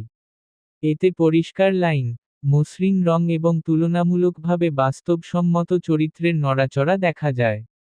এই ধরনের স্টাইল বর্তমানে অনেক অ্যানিমেটেড সিরিজে ব্যবহার করা হয় কারণ এটি দর্শকদের কাছে সহজে গ্রহণযোগ্য এবং ভিজুয়ালি আকর্ষণীয়। প্রথমেই বলতে হয় যে এই সিরিজের অ্যানিমেশন স্টাইল গল্পের টোনের সাথে বেশ ভালোভাবে মানিয়ে গেছে। যেহেতু গল্পটি একটি মাফিয়া জগতের ড্রামাটিক এবং আবেগপূর্ণ গল্প, তাই অ্যানিমেশনটিকে খুব বেশি কার্টুনিশ বা অতিরঞ্জিত করা হয়নি। বরং স্টাইলটি এমনভাবে রাখা হয়েছে যাতে চরিত্রগুলোর আবেগ এবং দৃশ্যের গুরুত্ব বজায় থাকে। আমার কাছে ভালো লেগেছে যে চরিত্রগুলোর মুখের অভিব্যক্তি বেশ পরিষ্কারভাবে ফুটে উঠেছে। একটি ভালো অ্যানিমেশন স্টাইলের অন্যতম বৈশিষ্ট্য হল চরিত্রের অনুভূতি সহজে বোঝা যায়। এখানে অনেক দৃশ্যে আমরা দেখি যে চরিত্রের চোখ, মুখের ছোট ছোট পরিবর্তন এবং শরীরের নড়াচড়া তাদের আবেগ প্রকাশ করতে সাহায্য করছে। বিশেষ করে আবেগপূর্ণ দৃশ্যগুলোতে অ্যানিমেশন স্টাইল বেশ কার্যকর মনে হয়েছে। যখন চরিত্ররা দুঃখ, অনুশোচনা বা ভালোবাসার মতো অনুভূতি প্রকাশ করে, তখন তাদের মুখের অভিব্যক্তি এবং শরীরের ভাষা সেই আবেগকে দর্শকদের কাছে পৌঁছে দেয়। তবে কিছু জায়গায় অ্যানিমেশন একটু সীমিত মনে হয়েছে। কিছু দৃশ্যে চরিত্রের নড়াচড়া খুব বেশি জটিল নয় এবং অনেক সময় একই ধরনের অ্যানিমেশন প্যাটার্ন ব্যবহার করা হয়েছে। এটি সাধারণত বাজেট বা সময়ের সীমাবদ্ধতার কারণে হতে পারে। যদি কিছু অ্যাকশন বা নাটকীয় দৃশ্যে আরও ডাইনামিক অ্যানিমেশন ব্যবহার করা হতো, যেমন দ্রুত মুভমেন্ট, আরও বিস্তারিত ফ্রেম বা বিশেষ অ্যানিমেশন ইফেক্ট, তাহলে সেই দৃশ্যগুলো আরও উত্তেজনাপূর্ণ হয়ে উঠতে পারত। অ্যানিমেশন স্টাইল এর আরেকটি গুরুত্বপূর্ণ দিক হল পরিবেশ বা ব্যাকগ্রাউন্ডের সাথে চরিত্রের সামঞ্জস্য। এই সিরিজে চরিত্র এবং ব্যাকগ্রাউন্ডের মধ্যে একটি ভালো ভারসাম্য দেখা যায়। চরিত্রগুলো স্পষ্টভাবে সামনে থাকে, কিন্তু ব্যাকগ্রাউন্ডও যথেষ্ট বিস্তারিত যাতে দৃশ্যটি বাস্তব মনে হয়। আমার মতে অ্যানিমেশন স্টাইলের একটি ভালো দিক হল এর ধারাবাহিকতা। পুরো সিরিজ জুড়ে একই ধরনের স্টাইল বজায় রাখা হয়েছে। অনেক সময় দেখা যায় কিছু সিরিজে বিভিন্ন এপিসোডে অ্যানিমেশন মানের পরিবর্তন হয়, কিন্তু এখানে সেই পরিবর্তন খুব বেশি চোখে পড়ে না। তবে কিছু দৃশ্যে মনে হয়েছে যে ফ্রেম রেট বা মুভমেন্ট একটু বেশি মসৃণ হলে ভালো লাগত। কখনো কখনো চরিত্রের চলাফেরা একটু ধীর বা সীমিত মনে হয়েছে। যদি সেই মুহূর্তগুলোতে আরও মসৃণ অ্যানিমেশন ব্যবহার করা হতো, তাহলে দর্শকদের অভিজ্ঞতা আরও উন্নত হতে পারত। অ্যানিমেশন স্টাইল এর আরেকটি গুরুত্বপূর্ণ দিক হল এটি গল্পের আবেগকে কতটা সমর্থন করে। এই সিরিজে অনেক সময় অ্যানিমেশন স্টাইল দৃশ্যের আবহ তৈরি করতে সাহায্য করেছে। 16. VISUALEFFECTS the mafia bosses regret সিরিজটির ভিজুয়াল এফেক্টস বিশ্লেষণ করতে গেলে প্রথমেই বুঝতে হবে যে আধুনিক অ্যানিমেশন বা ভিজুয়াল গল্প বলার ক্ষেত্রে ভিজুয়াল ইফেক্টস একটি অত্যন্ত গুরুত্বপূর্ণ উপাদান। অনেক সময় দর্শকরা শুধু চরিত্র বা গল্প নয়, বরং সেই গল্পকে কিভাবে ভিজুয়ালি উপস্থাপন করা হয়েছে সেটিও খুব গুরুত্ব দিয়ে দেখে। ভিজুয়াল এফেক্টস মূলত সেই সমস্ত উপাদান যা দৃশ্যকে আরও জীবন্ত, নাটকীয় এবং আকর্ষণীয় করে তোলে। আলো, ধোঁয়া, আগুন, বিস্ফোরণ, পরিবেশগত ইফেক্ট, গ্লো, মোশন ব্লার, এসব কিছু মিলেই ভিজুয়াল ইফেক্টের জগৎ তৈরি হয়। এই সিরিজে ভিজুয়াল এফেক্টস মূলত গল্পের আবহ তৈরি করতে ব্যবহৃত হয়েছে। যেহেতু গল্পটি একটি মাফিয়া জগৎকে কেন্দ্র করে তৈরি, তাই অনেক দৃশ্যে গম্ভীর, অন্ধকার এবং রহস্যময় পরিবেশ তৈরি করার জন্য বিভিন্ন ধরনের ভিজুয়াল ইফেক্ট ব্যবহার করা হয়েছে। উদাহরণস্বরূপ, রাতের দৃশ্যগুলোতে আলো ছায়ার ব্যবহার এবং শহরের পরিবেশকে দেখানোর জন্য ধোঁয়া বা কুয়াশার মতো ইফেক্ট ব্যবহার করা হয়েছে। আমার কাছে ভালো লেগেছে যে ভিজুয়াল এফেক্টসগুলো সাধারণত দৃশ্যের সাথে স্বাভাবিকভাবে মিশে গেছে। অনেক সময় দেখা যায় কিছু সিরিজ বা চলচ্চিত্রে ভিজুয়াল ইফেক্ট এতটাই বেশি ব্যবহার করা হয় যে তা গল্পের মূল ফোকাস থেকে দর্শকদের মনোযোগ সরিয়ে দেয়। কিন্তু এখানে বেশিরভাগ ক্ষেত্রেই ইফেক্টগুলো গল্পের অংশ হিসেবেই ব্যবহার করা হয়েছে। বিশেষ করে কিছু উত্তেজনাপূর্ণ মুহূর্তে, যেমন সংঘর্ষ, তারা বা নাটকীয় দৃশ্য, ভিজুয়াল ইফেক্টগুলো দৃশ্যের তীব্রতা বাড়াতে সাহায্য করেছে। এই ধরনের মুহূর্তে মোশন ব্লার, দ্রুত ক্যামেরা মুভমেন্টের সাথে ইফেক্টের সমন্বয় এবং আলো ছায়ার পরিবর্তন দৃশ্যটিকে আরও আকর্ষণীয় করে তোলে। তবে কিছু জায়গায় মনে হয়েছে ভিজুয়াল এফেক্টস আরও শক্তিশালী হতে পারত। কিছু দৃশ্যে ইফেক্টগুলো তুলনামূলকভাবে সাধারণ মনে হয়েছে। বিশেষ করে অ্যাকশন বা উত্তেজনাপূর্ণ দৃশ্যগুলোতে যদি আরও ডাইনামিক ভিজুয়াল ইফেক্ট ব্যবহার করা হতো, যেমন আরও বিস্তারিত ধোঁয়া, স্পার্ক, আলো বা পরিবেশগত পরিবর্তন, তাহলে সেই দৃশ্যগুলো আরও শক্তিশালী হয়ে উঠতে পারত। ভিজুয়াল এফেক্টস এর আরেকটি গুরুত্বপূর্ণ দিক হল পরিবেশ তৈরি করা। একটি দৃশ্যের আবহ অনেক সময় ভিজুয়াল ইফেক্টের মাধ্যমে তৈরি হয়। যেমন বৃষ্টি পড়া, বাতাসে ধুলো উড়া, দূরে শহরের আলো ঝলমল করা, এই ধরনের ছোট ছোট উপাদানগুলো দৃশ্যকে বাস্তব মনে করায়। এই সিরিজে কিছু দৃশ্যে এই ধরনের পরিবেশগত ইফেক্ট ব্যবহার করা হয়েছে, যা দৃশ্যকে আরও জীবন্ত করেছে। আমার মতে কিছু রাতের দৃশ্য বিশেষভাবে উল্লেখযোগ্য। সেখানে আলো এবং ছায়ার ব্যবহার খুব সুন্দরভাবে করা হয়েছে।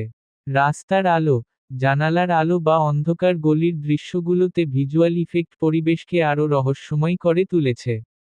তবে কিছু দৃশ্যে ইফেক্টের বৈচিত্র্য আরও বাড়ানো যেত।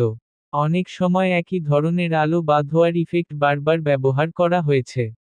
যদি বিভিন্ন ধরনের ইফেক্ট ব্যবহার করা হতো, তাহলে দৃশ্যগুলো আরও বৈচিত্র্যময় মনে হতে পারত। ভিজুয়াল এফেক্টস এর আরেকটি গুরুত্বপূর্ণ বিষয় হল এটি চরিত্রের আবেগকে কতটা সমর্থন করে। অনেক সময় একটি দৃশ্যের আবেগকে শক্তিশালী করতে ব্যাকগ্রাউন্ডের আলো, রং বা বিশেষ ভিজুয়াল ইফেক্ট ব্যবহার করা হয়। এই সিরিজে কিছু আবেগপূর্ণ মুহূর্তে আলো একটু নরম করা হয়েছে বা পরিবেশ একটু ধীর গতির করা হয়েছে, যা সেই মুহূর্তের আবেগকে বাড়িয়ে দেয়। আমার কাছে বিশেষভাবে ভালো লেগেছে কিছু ক্লোজ আপ দৃশ্য যেখানে চরিত্রের মুখের সাথে ব্যাকগ্রাউন্ডের আলো ধীরে ধীরে পরিবর্তিত হয়। এই ধরনের সূক্ষ্ম ইফেক্ট দৃশ্যকে আরও সিনেম্যাটিক করে তোলে। তবে যদি আরও কিছু সৃজনশীল ভিজুয়াল ইফেক্ট ব্যবহার করা হতো, যেমন স্মৃতির দৃশ্যে ভিন্ন ধরনের রং বা ব্লার ইফেক্ট, তাহলে গল্পের কিছু মুহূর্ত আরও আলাদা করে চোখে পড়তে পারত। ভিজুয়াল এফেক্টস এর আরেকটি বিষয় হল এর ধারাবাহিকতা। পুরো সিরিজ জুড়ে ইফেক্টের মান মোটামুটি একই রকম রাখা হয়েছে। এটি একটি ভালো দিক কারণ অনেক সময় কিছু দৃশ্যে ইফেক্ট খুব ভালো হয় কিন্তু অন্য দৃশ্যে মান কমে যায়। এখানে সেই ধরনের বড় পার্থক্য খুব বেশি দেখা যায় না। সব মিলিয়ে বলা যায়, দ্য মাফিয়া বসেস রিগ্রেট সিরিজে ভিজুয়াল এফেক্টস গল্পের পরিবেশ তৈরি করতে এবং দৃশ্যগুলোর নাটকীয়তা বাড়াতে একটি গুরুত্বপূর্ণ ভূমিকা পালন করেছে। যদিও কিছু জায়গায় আরও উন্নত বা বৈচিত্র্যময় ইফেক্ট ব্যবহার করা যেত, তবুও সামগ্রিকভাবে এগুলো গল্পের সাথে ভালোভাবে মানিয়ে গেছে। আমার ব্যক্তিগত মতামত অনুযায়ী, এই সিরিজের ভিজুয়াল ইফেক্ট দর্শকদের গল্পের জগতে ডুবিয়ে রাখতে সাহায্য করেছে। এগুলো খুব বেশি চমকপ্রদ না হলেও যথেষ্ট কার্যকর এবং গল্পের আবহ তৈরি করতে সক্ষম। এই কারণেই বলা যায় যে ভিজুয়াল এফেক্টস এই সিরিজের ভিজুয়াল উপস্থাপনাকে সমৃদ্ধ করেছে এবং পুরো অভিজ্ঞতাকে আরও আকর্ষণীয় করে তুলেছে। 17. CGIQUALITOI the mafia bosses regret সিরিজটির সিজিআই কোয়ালিটি বিশ্লেষণ করতে গেলে প্রথমেই বোঝা দরকার যে সিজিআই বা কম্পিউটার জেনারেটেড ইমেজারি আধুনিক অ্যানিমেশন এবং ভিজুয়াল মিডিয়ার একটি গুরুত্বপূর্ণ অংশ। সিজিআই মূলত সেই প্রযুক্তি যার মাধ্যমে কম্পিউটারের সাহায্যে বিভিন্ন অবজেক্ট, পরিবেশ, আলো বা বিশেষ দৃশ্য তৈরি করা হয়। অনেক সময় পুরো দৃশ্যই সিজিআই দিয়ে তৈরি হয়, আবার অনেক সময় এটি অ্যানিমেশনের সাথে মিশিয়ে ব্যবহার করা হয় যাতে দৃশ্যটি আরও বাস্তবসম্মত বা আকর্ষণীয় লাগে। এই সিরিজে সিজিআই মূলত পরিবেশ তৈরি করা, কিছু বিশেষ দৃশ্যকে উন্নত করা এবং ভিজুয়াল গভীরতা বাড়ানোর জন্য ব্যবহার করা হয়েছে। যেহেতু গল্পটি একটি আধুনিক শহরের মাফিয়া জগৎকে কেন্দ্র করে তৈরি, তাই শহরের রাস্তা, বিল্ডিং, দূরের আলো বা কিছু ব্যাকগ্রাউন্ড উপাদান তৈরিতে সিজিআই ব্যবহারের সম্ভাবনা থাকে। প্রথমেই বলতে হয় যে সিজিআই কোয়ালিটি মোটামুটি স্থিতিশীল। এটি খুব বেশি চমকপ্রদ বা হলিউড লেভেলের নয়, কিন্তু সিরিজের সামগ্রিক অ্যানিমেশন স্টাইলের সাথে ভালোভাবে মানিয়ে গেছে। অনেক সময় দেখা যায় সিজিআই যদি খুব আলাদা বা অস্বাভাবিক লাগে তাহলে তা পুরো দৃশ্যের বাস্তবতা নষ্ট করে দেয়। কিন্তু এখানে বেশিরভাগ ক্ষেত্রে সিজিআই এমনভাবে ব্যবহার করা হয়েছে যাতে তা অ্যানিমেশনের সাথে স্বাভাবিকভাবে মিশে যায়।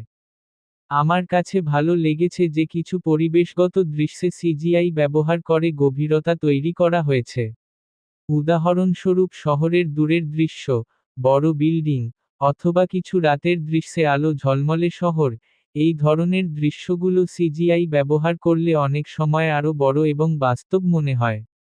এই সিরিজেও কিছু দৃশ্যে সেই ধরনের অনুভূতি পাওয়া যায়। তবে কিছু জায়গায় সিজিআই একটু সাধারণ বা সীমিত মনে হয়েছে। বিশেষ করে যখন কোনো জটিল পরিবেশ বা বড় স্কেলের দৃশ্য দেখানো হয়, তখন সেই দৃশ্যগুলো আরও বিস্তারিত হতে পারত। সিজিআই যদি একটু বেশি উন্নত হতো, তাহলে সেই মুহূর্তগুলো আরও সিনেম্যাটিক লাগত। সিজিআই কোয়ালিটি এর আরেকটি গুরুত্বপূর্ণ বিষয় হলো এটি চরিত্রের সাথে কতটা ভালোভাবে মিশে যায়। অনেক সময় দেখা যায় যে সিজিআই ব্যাকগ্রাউন্ড এবং অ্যানিমেটেড চরিত্রের মধ্যে সামঞ্জস্য থাকে না। তখন দৃশ্যটি কিছুটা কৃত্রিম মনে হয়। কিন্তু এই সিরিজে বেশিরভাগ ক্ষেত্রে সেই সমস্যা খুব বেশি চোখে পড়ে না। চরিত্র এবং ব্যাকগ্রাউন্ড মোটামুটি ভালোভাবে একসাথে কাজ করেছে। আমার মতে সিজিআই এর সবচেয়ে কার্যকর ব্যবহার হয়েছে কিছু দূরের দৃশ্য এবং পরিবেশ তৈরির ক্ষেত্রে। যেমন শহরের আকাশ লাইন, রাস্তার গভীরতা বা বড় পরিবেশের দৃশ্যগুলোতে সিজিআই ব্যবহার করা হলে দৃশ্যটি আরও বড় মনে হয়। এই ধরনের ব্যবহার গল্পের জগৎকে আরও বিস্তৃত করে তোলে। তবে কিছু অ্যাকশন বা নাটকীয় দৃশ্যে সিজিআই আরও উন্নত হতে পারত। উদাহরণস্বরূপ যদি কোনো বড় সংঘর্ষ বা তাড়া করার দৃশ্য থাকে, তাহলে সেখানে সিজিআই ব্যবহার করে আরও গতিশীল পরিবেশ তৈরি করা যেত। ধুলো, ভাঙা বস্তু বা দ্রুতগতির পরিবেশগত পরিবর্তন সিজিআই দিয়ে আরও বাস্তবভাবে দেখানো সম্ভব। সিজিআই কোয়ালিটি এর আরেকটি গুরুত্বপূর্ণ দিক হল আলো এবং টেক্সচার। একটি ভালো সিজিআই দৃশ্যে আলো কিভাবে পড়ছে এবং অবজেক্টের টেক্সচার কতটা বাস্তব মনে হচ্ছে সেটি খুব গুরুত্বপূর্ণ। এই সিরিজে আলো এবং টেক্সচার মোটামুটি ভালো হলেও কিছু জায়গায় আরও বিস্তারিত হতে পারত। বিশেষ করে কাছ থেকে দেখানো কিছু পরিবেশে যদি টেক্সচারের বিস্তারিত একটু বেশি থাকত, তাহলে দৃশ্যগুলো আরও বাস্তব মনে হতে পারত। তবে এটি পুরো সিরিজের জন্য বড় কোনো সমস্যা নয়। আমার কাছে ভালো লেগেছে যে সিজিআই ব্যবহার অতিরিক্ত নয়। অনেক সময় কিছু সিরিজে সিজিআই এত বেশি ব্যবহার করা হয় যে তা গল্পের আবেগকে কমিয়ে দেয়। এখানে সেই ধরনের সমস্যা নেই। বরং সিজিআই মূলত একটি সহায়ক উপাদান হিসেবে ব্যবহার করা হয়েছে। 18. Lighting, the mafia bosses regret. সিরিজটির লাইটিং বা আলোর ব্যবহার বিশ্লেষণ করতে গেলে প্রথমেই বুঝতে হবে যে একটি দৃশ্যের আবহ, মুড এবং আবেগ তৈরি করার ক্ষেত্রে আলো অত্যন্ত গুরুত্বপূর্ণ ভূমিকা পালন করে। অনেক সময় একটি দৃশ্যের গল্প বলার শক্তি শুধু সংলাপ বা অভিনয়ের উপর নির্ভর করে না, বরং আলো ছায়ার সঠিক ব্যবহার সেই দৃশ্যকে আরও গভীর এবং প্রভাবশালী করে তোলে। এই সিরিজে লাইটিং মূলত গল্পের টোনের সাথে মিল রেখে ব্যবহার করা হয়েছে। যেহেতু এটি একটি মাফিয়া ভিত্তিক ড্রামা, তাই অনেক দৃশ্যে লোকি লাইটিং ব্যবহার করা হয়েছে। অর্থাৎ আলো কম এবং ছায়া বেশি, যা একটি রহস্যময়, গম্ভীর এবং কখনো কখনো ভয়ঙ্কর পরিবেশ তৈরি করে। এই ধরনের লাইটিং মাফিয়া জগতের অন্ধকার দিককে খুব ভালোভাবে তুলে ধরে। প্রথমেই বলতে হয়, রাতের দৃশ্যগুলোতে লাইটিং বেশ কার্যকরভাবে ব্যবহার করা হয়েছে। রাস্তার আলো, গাড়ির হেডলাইট, দূরের বিল্ডিংয়ের আলো, এই সবকিছু মিলিয়ে একটি বাস্তবসম্মত শহুরে পরিবেশ তৈরি করা হয়েছে। এই আলো ছায়ার খেলা দৃশ্যগুলোকে আরও সিনেম্যাটিক করে তুলেছে। আমার কাছে বিশেষভাবে ভালো লেগেছে কিছু ক্লোজ আপ দৃশ্যে লাইটিংয়ের ব্যবহার।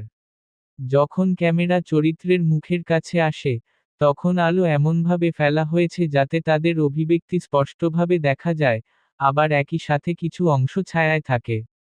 এই ধরনের লাইটিং চরিত্রের ভেতরের দ্বন্দ্ব এবং রহস্যকে আরও ভালোভাবে প্রকাশ করে। প্রধান চরিত্র, মাফিয়া বস, এর ক্ষেত্রে লাইটিং একটি গুরুত্বপূর্ণ ভূমিকা পালন করেছে। অনেক সময় তাকে অর্ধেক আলো এবং অর্ধেক ছায়ার মধ্যে দেখানো হয়। এই ধরনের লাইটিং তার চরিত্রের দ্বৈততা, একদিকে শক্তিশালী নেতা, অন্যদিকে অনুশোচনায় ভরা মানুষ, এই দুই দিককে প্রতীকীভাবে প্রকাশ করে। প্রধান নারী চরিত্রের ক্ষেত্রে লাইটিং তুলনামূলকভাবে নরম এবং উজ্জ্বল। তার দৃশ্যগুলোতে সাধারণত সফট লাইট ব্যবহার করা হয়েছে, যা তার চরিত্রের কোমলতা এবং মানবিক দিককে তুলে ধরে। এই পার্থক্য দুই চরিত্রের মধ্যে একটি সুন্দর ভিজুয়াল কন্ট্রাস্ট তৈরি করে। তবে কিছু জায়গায় লাইটিং আরও উন্নত করা যেত। কিছু দৃশ্যে আলো একটু ফ্ল্যাট বা সাধারণ মনে হয়েছে। বিশেষ করে কিছু ইন্টেরিয়র দৃশ্যে যদি আরও ডাইনামিক লাইটিং ব্যবহার করা হতো, যেমন বিভিন্ন দিক থেকে আলো আসা বা ছায়ার ভিন্নতা, তাহলে সেই দৃশ্যগুলো আরও আকর্ষণীয় হতে পারত। লাইটিং এর আরেকটি গুরুত্বপূর্ণ দিক হল এটি আবেগ তৈরি করতে কতটা সাহায্য করে। এই সিরিজে কিছু আবেগপূর্ণ মুহূর্তে আলোকে একটু নরম করা হয়েছে বা উজ্জ্বলতা কমিয়ে দেওয়া হয়েছে, যা সেই মুহূর্তের অনুভূতিকে আরও গভীর করে তোলে। আমার কাছে ভালো লেগেছে যে কিছু দৃশ্যে আলো ধীরে ধীরে পরিবর্তিত হয়েছে। যেমন একটি দৃশ্য শুরুতে উজ্জ্বল আলোতে শুরু হয়ে ধীরে ধীরে অন্ধকারে চলে যায়। এই ধরনের ট্রানজিশন গল্পের আবহের পরিবর্তনকে খুব সুন্দরভাবে প্রকাশ করে। লাইটিং এর আরেকটি শক্তিশালী দিক হল এটি দৃশ্যের ফোকাস নির্ধারণ করতে সাহায্য করে। কোথায় দর্শকের চোখ যাবে, কোন চরিত্রটি গুরুত্বপূর্ণ, এই সবকিছু অনেক সময় আলোর মাধ্যমে বোঝানো হয়। এই সিরিজে অনেক দৃশ্যে দেখা যায় যে প্রধান চরিত্রকে বেশি আলোতে রাখা হয়েছে, আর ব্যাকগ্রাউন্ডকে তুলনামূলকভাবে অন্ধকার রাখা হয়েছে। এর ফলে দর্শকদের মনোযোগ সহজেই প্রধান চরিত্রের দিকে যায়। তবে কিছু জায়গায় লাইটিং এর বৈচিত্র্য আরও বাড়ানো যেত। অনেক সময় একই ধরনের লাইটিং প্যাটার্ন বারবার ব্যবহার করা হয়েছে। যদি বিভিন্ন ধরনের আলো, যেমন রঙিন আলো, কঠিন ছায়া বা বিশেষ আলোর উৎস, আরও বেশি ব্যবহার করা হতো, তাহলে দৃশ্যগুলো আরও ভিজুয়ালি আকর্ষণীয় হতে পারত। লাইটিং এর আরেকটি বিষয় হল বাস্তবতা। একটি দৃশ্য যদি বাস্তবসম্মত মনে হয়, তাহলে দর্শকরা সেই গল্পের সাথে আরও ভালোভাবে যুক্ত হতে পারে। এই সিরিজে বেশিরভাগ লাইটিং বাস্তবসম্মত মনে হয়েছে, বিশেষ করে শহরের দৃশ্যগুলোতে। আমার মতে কিছু দৃশ্যে আরও স্টাইলাইজড লাইটিং ব্যবহার করা যেত। যেমন গুরুত্বপূর্ণ মুহূর্তে বিশেষ রঙের আলো বা নাটকীয় ছায়া ব্যবহার করলে সেই মুহূর্তগুলো আরও স্মরণীয় হয়ে উঠতে পারত। সব মিলিয়ে বলা যায়, দ্য মাফিয়া বসেস রিগ্রেট সিরিজে লাইটিং গল্পের আবহ তৈরি করতে এবং চরিত্রগুলোর আবেগ প্রকাশ করতে একটি গুরুত্বপূর্ণ ভূমিকা পালন করেছে। যদিও কিছু জায়গায় আরও সৃজনশীল বা বৈচিত্র্যময় লাইটিং ব্যবহার করা যেত, তবুও সামগ্রিকভাবে এটি গল্পের সাথে বেশ ভালোভাবে মানিয়ে গেছে। আমার ব্যক্তিগত মতামত অনুযায়ী, এই সিরিজের লাইটিং দর্শকদের গল্পের অন্ধকার এবং আবেগপূর্ণ জগতের মধ্যে নিয়ে যেতে সফল হয়েছে। এটি খুব বেশি জটিল না হলেও যথেষ্ট কার্যকর এবং দৃশ্যগুলোকে আরও গভীর ও প্রভাবশালী করে তুলেছে। এই কারণেই বলা যায়, লাইটিং এই সিরিজের ভিজুয়াল ভাষার একটি গুরুত্বপূর্ণ অংশ এবং এটি পুরো অভিজ্ঞতাকে আরও সমৃদ্ধ করেছে। 19. COLORGRADING the mafia bosses regret সিরিজটির কালার গ্রেডিং বিশ্লেষণ করতে গেলে প্রথমেই বুঝতে হবে যে একটি গল্পের ভিজুয়াল মুড তৈরি করার ক্ষেত্রে রঙের ব্যবহার অত্যন্ত গুরুত্বপূর্ণ। কালার গ্রেডিং শুধু দৃশ্যকে সুন্দর করে তোলার জন্য নয়, বরং এটি গল্পের আবহ, আবেগ এবং থিমকে আরও গভীরভাবে প্রকাশ করার একটি শক্তিশালী মাধ্যম। একটি ভালো কালার গ্রেডিং দর্শকদের অনুভূতিকে প্রভাবিত করতে পারে, কখনো উত্তেজনা, কখনো দুঃখ, কখনো রহস্য তৈরি করতে পারে। এই সিরিজে কালার গ্রেডিং মূলত একটি ডার্ক এবং মিউটেড টোনের উপর ভিত্তি করে তৈরি। যেহেতু গল্পটি একটি মাফিয়া জগতের উপর নির্মিত, তাই এখানে উজ্জ্বল এবং প্রাণবন্ত রঙের ব্যবহার খুব কম। বরং বেশিরভাগ দৃশ্যে ধূসর, নীল, কালচে বা গাঢ় টোন ব্যবহার করা হয়েছে, যা গল্পের গম্ভীরতা এবং অন্ধকার পরিবেশকে তুলে ধরে। প্রথমেই বলতে হয়, এই ডার্ক টোনের ব্যবহার গল্পের সাথে বেশ ভালোভাবে মানিয়ে গেছে। যখন একটি গল্প অপরাধ, ক্ষমতা এবং অনুশোচনার মতো বিষয় নিয়ে তৈরি হয়, তখন সেই গল্পে উজ্জ্বল রঙের ব্যবহার অনেক সময় বেমানান লাগে। এই সিরিজে সেই বিষয়টি মাথায় রেখে রঙের ব্যবহার করা হয়েছে, যা একটি শক্তিশালী পরিবেশ তৈরি করতে সাহায্য করেছে। আমার কাছে বিশেষভাবে ভালো লেগেছে রাতের দৃশ্যগুলোর কালার গ্রেডিং। সেখানে নীলচে বা ঠান্ডা টোন ব্যবহার করা হয়েছে, যা দৃশ্যগুলোকে আরও রহস্যময়ী এবং গভীর করে তোলে। শহরের আলো, রাস্তার ল্যাম্পপোস্ট বা দূরের বিল্ডিংয়ের আলো এই রঙের সাথে মিশে একটি সিনেম্যাটিক পরিবেশ তৈরি করেছে। প্রধান চরিত্রের দৃশ্যগুলোতে কালার গ্রেডিং একটি গুরুত্বপূর্ণ ভূমিকা পালন করেছে। অনেক সময় তাকে এমন পরিবেশে দেখানো হয়েছে যেখানে গাঢ় ছায়া এবং কম আলো রয়েছে। এই ধরনের রঙের ব্যবহার তার চরিত্রের গম্ভীরতা এবং অভ্যন্তরীণ দ্বন্দ্বকে প্রতিফলিত করে।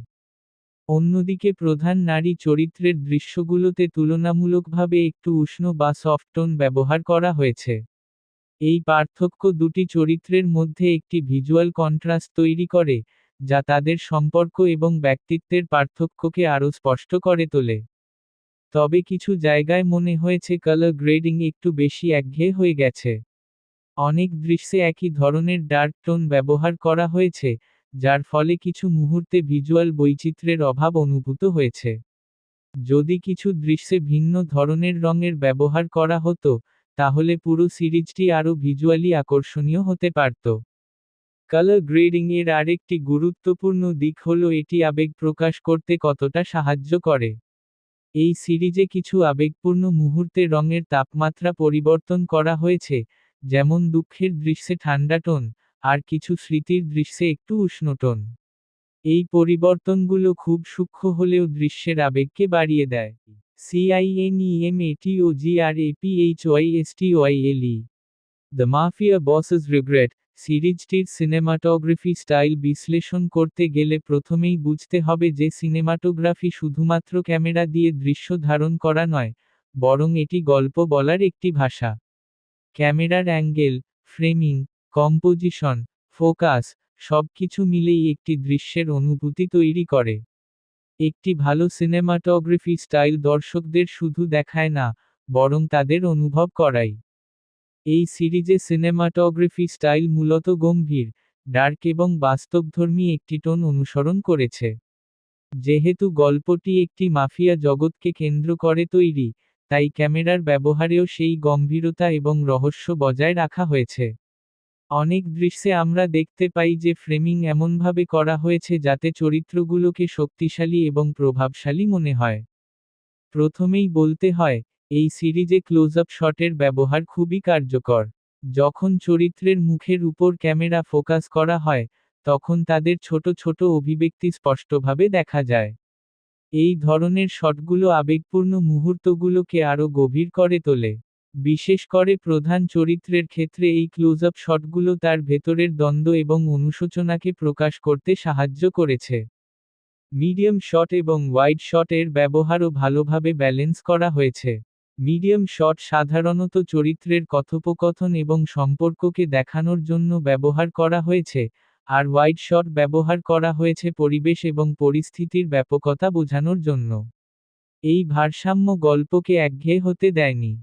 আমার কাছে ভালো লেগেছে যে অনেক দৃশ্যে ক্যামেরার অ্যাঙ্গেল ব্যবহার করে চরিত্রের অবস্থান বোঝানো হয়েছে। যেমন নিচ থেকে উপরের দিকে ক্যামেরা তুলে ধরলে চরিত্রকে আরও শক্তিশালী এবং প্রভাবশালী মনে হয়। আবার উপরের দিক থেকে নিচের দিকে শট নিলে চরিত্রকে দুর্বল বা একাকী মনে হয়। এই ধরনের টেকনিক এই সিরিজে কিছু জায়গায় ব্যবহার করা হয়েছে, যা দৃশ্যগুলোকে আরও অর্থবহ করেছে।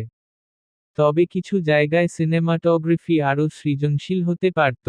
অনেক দৃশ্যে ক্যামেরার মুভমেন্ট বা ফ্রেমিং বেশ সাধারণ মনে হয়েছে।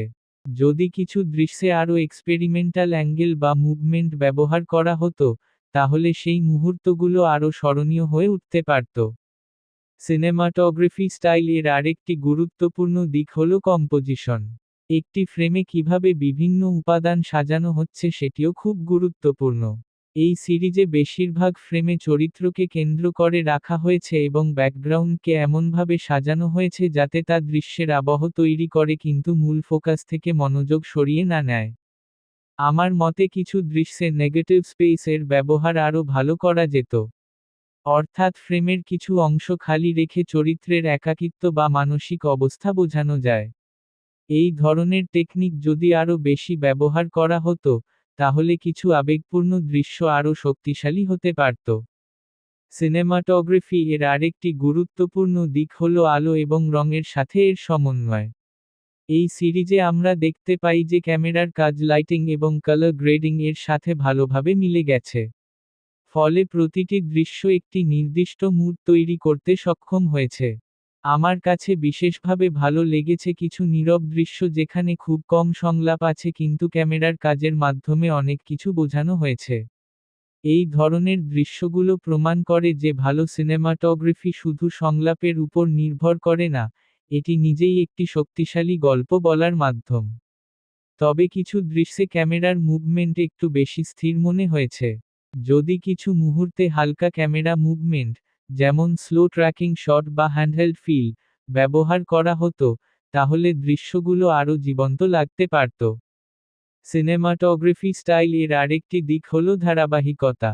এই সিরিজে পুরো গল্প জুড়ে একটি নির্দিষ্ট ভিজুয়াল স্টাইল বজায় রাখা হয়েছে। এটি একটি ভালো বিষয় কারণ এটি দর্শকদের জন্য একটি নির্দিষ্ট অভিজ্ঞতা তৈরি করে। আমার মতে কিছু গুরুত্বপূর্ণ দৃশ্যে আরও নাটকীয় ক্যামেরা ব্যবহার করা যেত। যেমন ক্লাইম্যাক্স বা বড় সিদ্ধান্তের মুহূর্তে ক্যামেরার মুভমেন্ট বা অ্যাঙ্গেল পরিবর্তন করে সেই মুহূর্তের গুরুত্ব আরও বাড়ানো যেত। সব মিলিয়ে বলা যায়, দ্য মাফিয়া বসেস রিগ্রেট সিরিজের সিনেমাটোগ্রাফি স্টাইল গল্পের আবহ এবং চরিত্রগুলোর আবেগ প্রকাশ করতে একটি গুরুত্বপূর্ণ ভূমিকা পালন করেছে। যদিও কিছু জায়গায় আরও সৃজনশীলতা বা বৈচিত্র্য যোগ করা যেত, তবুও সামগ্রিকভাবে এটি গল্পের সাথে ভালোভাবে মানিয়ে গেছে। আমার ব্যক্তিগত মতামত অনুযায়ী, এই সিরিজের সিনেমাটোগ্রাফি দর্শকদের গল্পের জগতে ডুবিয়ে রাখতে সফল হয়েছে। এটি খুব বেশি জটিল না হলেও যথেষ্ট কার্যকর এবং দৃশ্যগুলোকে অর্থবহ করে তুলেছে। এই কারণেই বলা যায়, সিনেমাটোগ্রাফি স্টাইল এই সিরিজের ভিজুয়াল ভাষার একটি গুরুত্বপূর্ণ অংশ এবং এটি পুরো অভিজ্ঞতাকে আরও গভীর এবং প্রভাবশালী করে তুলেছে। 21.